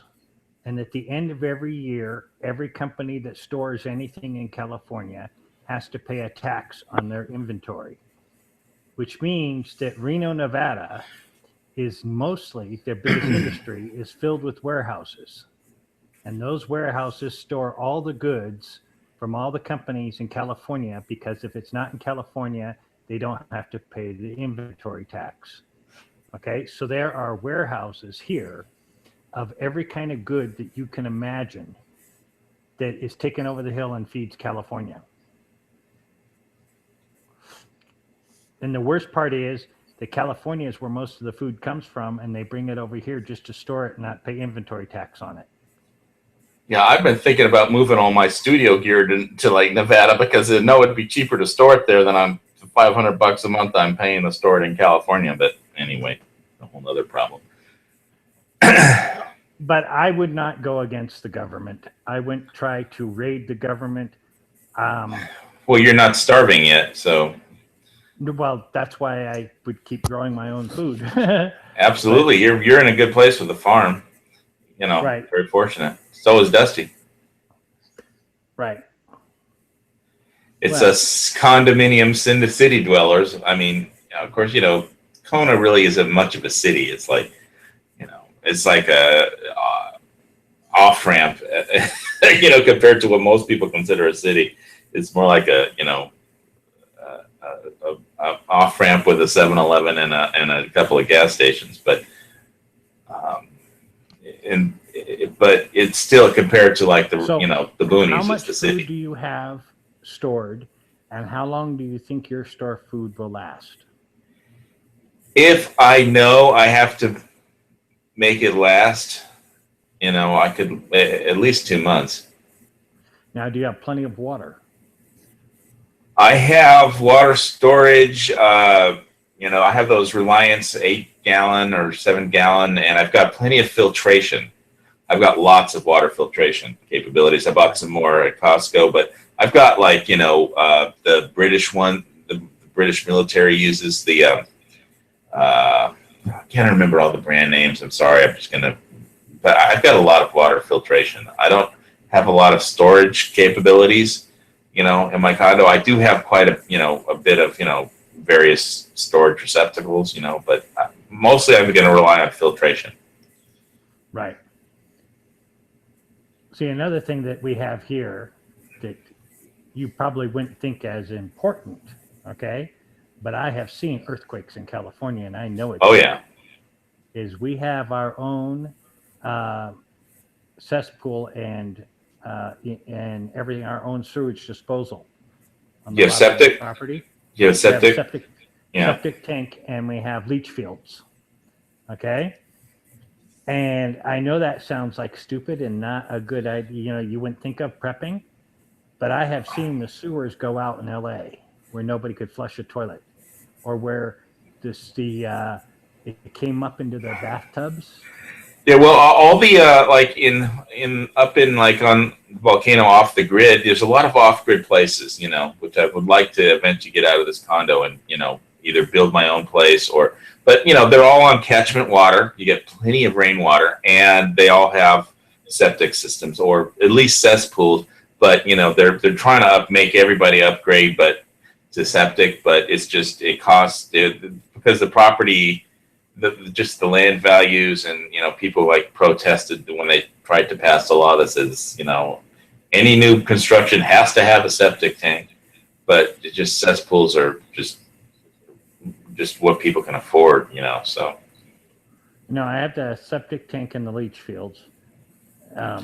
So I don't have to worry about anything. Of course, I'm at 5,000 feet elevation, so I'm a little bit above the city. But I have seen, like I said, horrible things with sewers backing up. Hey, I wanted to say hello to Dano just in the external. Okay, sorry to interrupt. Go ahead. Go ahead. No, I just want to say hello to Dano, and I just did. That's all. Okay. But you know, that's the question I always ask people of how long they think that their food will last. And you said a couple months? Yeah, where I'm at right now, a couple of months. I would have to start scavenging. Obviously, if something went wrong, I would start scavenging food, Right. And add to my supply, But right now, 2 months. Yeah, I would. I'm more worried about a solar flare. Okay. Oh, I've got to go ahead. I'm glad you brought that up. Go ahead. Okay. The only scenario that I could see that would be a realistic scenario is a solar flare that created an EMP, okay, and knocked out all of the electrical and everything electronic. Now I have my own solar, okay, but right now I do not have backup inverters. I should. Backup inverters? Yeah, because my inverter is going to get wiped out with the EMP. I should have one that's off grid that I can take and replace and have a new inverter that inverts the DC to AC. Okay, the latest solar news. Here it is, May 22nd. Southern sunspots are growing. Northern filament is destabilizing. Electron storm deepening and expected to continue. It could be an interesting 24 hours. That's on the latest solar news. Here, I'm reading from spaceweathernews.com. I'm just gonna do a screen share of it really quick. Since you brought it up, I have to find my way over to click all the right buttons. Well, you asked me where I live, why I might be concerned.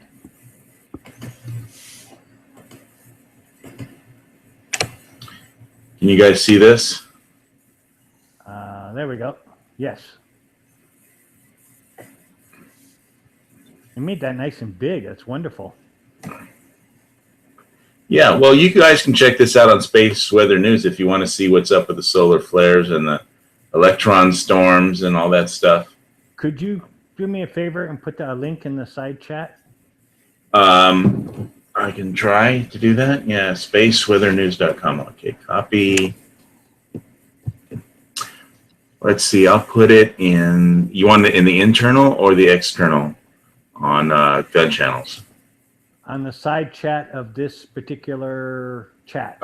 Okay, on the internal. All right, let me get there. On the internal. That way I can see it and click on it and save the link. There you go, sir. Okay, Squib looks like he's bailing out. There's the link on the internal. I'm going to put that on the external too, on gun channels. 1 second, if I could find my way over there.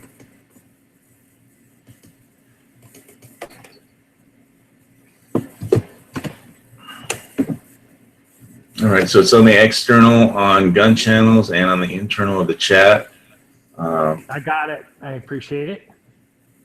Yeah, it's my pleasure. But oddly enough, I'm actually doing a story about this. And so I was just doing some research on it. But some interesting things about gravitational pull that you would not believe when it comes to volcanic activity, EMP, you name it.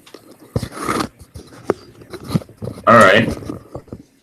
Okay, Dusty's making some noise. The Squib had to leave. I think it's late there back on the in Michigan.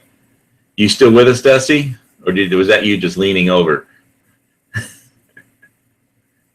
Okay, I don't know, but Well, I know if I'm hanging you up, that's okay. You can end the chat. I was enjoying it. No, keep going. Keep going. I'm just trying to coordinate things. That's all. Right. I'm just saying that I find some of the things very interesting on what people do per se for being prepared. You know. Do you have a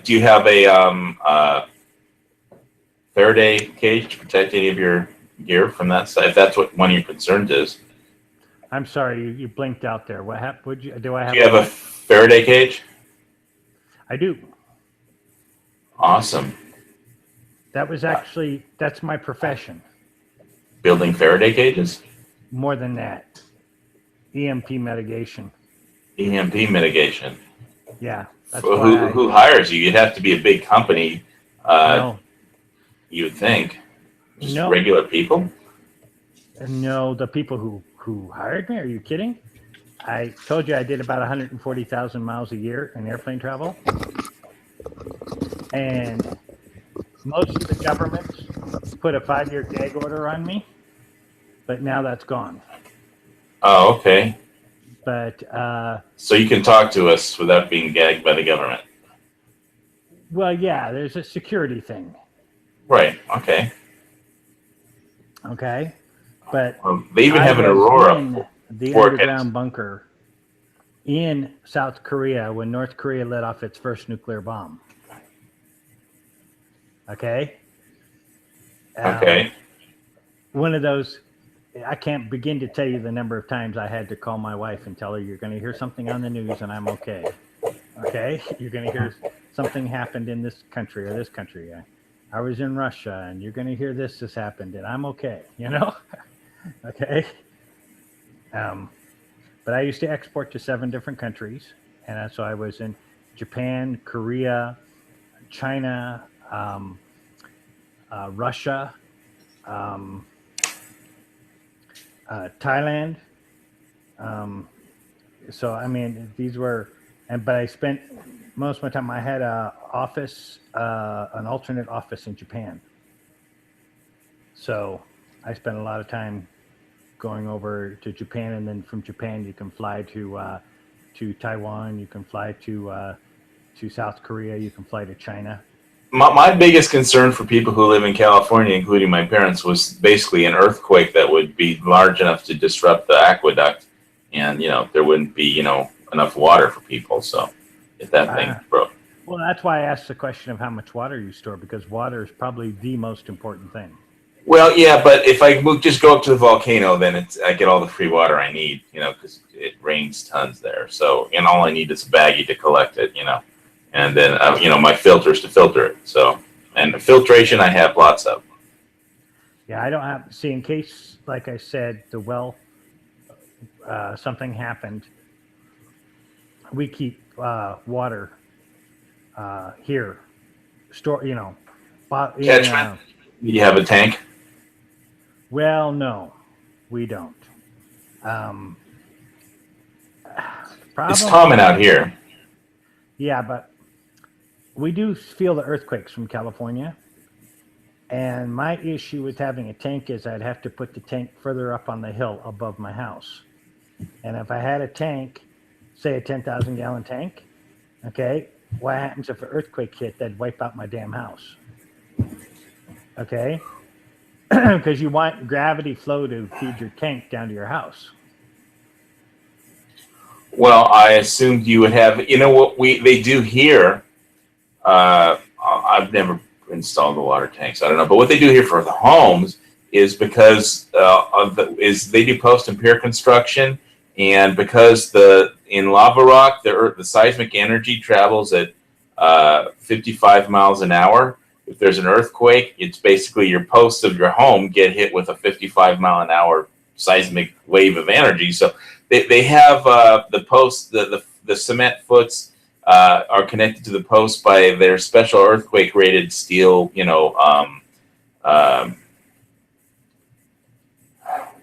what are those things called? They look like a U. Basically, it's like some earthquake rated steel Shit. See, one Jack and Coke and my No, dialogue it's okay. intelligence disappears. You know what I'm talking about, right? It basically attaches know the what you're post talking to the concrete feet with the steel thing. I forget Right. what it's Your called. footings. It's Your the piers footings. to your footings. Yeah. It appears on your footings, and that sounds right. So I don't know if you could do the same thing with a water tank or not, but I mean that's probably I don't know yet if your tank fails, but I don't know if you have, because even if the tank cracks, I mean you have a lining, right? You could double your linings, so because there should be ways to make it harder for your to suffer a fatal uh, you know destructive crack from just an earthquake. In between the soft linings, and solid, whether you use galvanized steel or a concrete, tank, you still have your, a double layer of. You could have a double layer of, some kind of lining for your tank. I mean, I'm not an expert in water tanks, but we do have earthquakes and we do have water tanks here, so I guess they figured it out.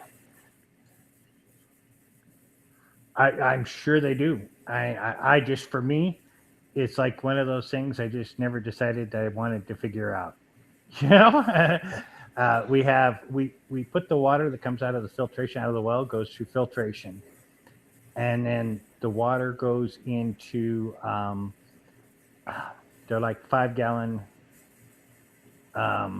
plastic jugs, okay, that are rotated, okay.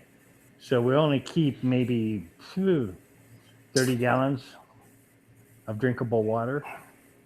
Yeah, I keep one of those 7 gallons Reliance BPA-free containers and the stuff in the water in my refrigerator receptacles, some other BPA-free, and so I think I have more than about just of clean water. Plus, there's the reverse osmosis under the sink.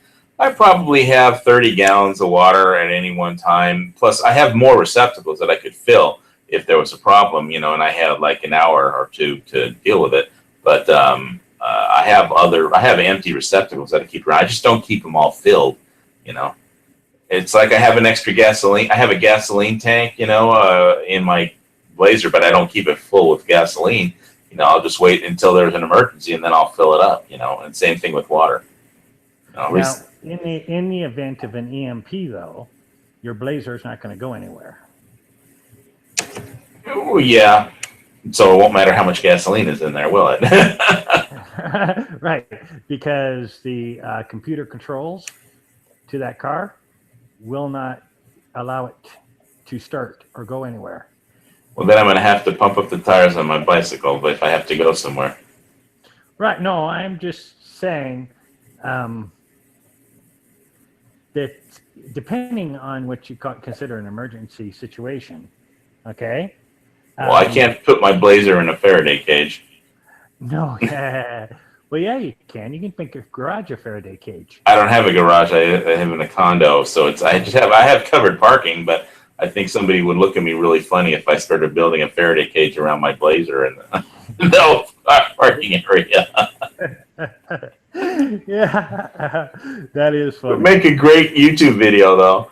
Yeah. All the people going by, what the fuck is that? Well, I'm building a Faraday cage around my Blazer. Right. Then they would call like the squad with the funny people school. They'd call like people with white coats and a big butterfly net to take me away. But the Faraday cages are not that difficult, okay? But I have one vehicle, okay, that's a 1964 Ford truck, okay, that would not be bothered by an EMP. There's no electronics in it at all. Yeah, but most people don't have a 1964 Ford truck. Most people have a relatively recent car. Oh, all my other cars are all Mercedes. Believe me. Okay, so other cars are Mercedes. Won't you buy me a Mercedes Benz? That's right. Oh Lord, it's hard to be humble when you're perfect in every way. Each morning I wake up. I get better looking each day. I remember that song. Yeah, but you know the thing is that yeah, you gotta have something that you know you don't mind trashing out in the brush. You know. Okay, well, we lost Ted and we lost Dusty and Squib. So you're done. Yeah, I think I'm going to shut this chat down for tonight, and because we went way over our time, and I'm just going to say check out the externals really quick before I shut it down. All right, yeah, yesterday's something from Gun Channels and Shark Tank, a meditation. The next time you can maybe tell me how to build a Faraday cage, turn a garage into a Faraday cage for people's cars, because that might be cool. So I'm on Mondays, and let's see. I don't know if Dano's out there, but still, nuclear fire, forest fire. All right, they were talking about how to fight a Bradley fighting vehicle. I'll let Squib deal with how to fight a Bradley fighting vehicle next week. He seemed to think they were easy to take down. So, all right, thanks everybody for watching. This has been our Monday Night Lock and Load show. I hope everybody in UK stays safe and there aren't any more attacks. And y'all keep your heads down there and fight the good fight. Keep your groups tight and get yourself some prepping and get yourself a big ass knife. See y'all next week for another edition of Lock and Load. Thank you. Yeah, God bless America.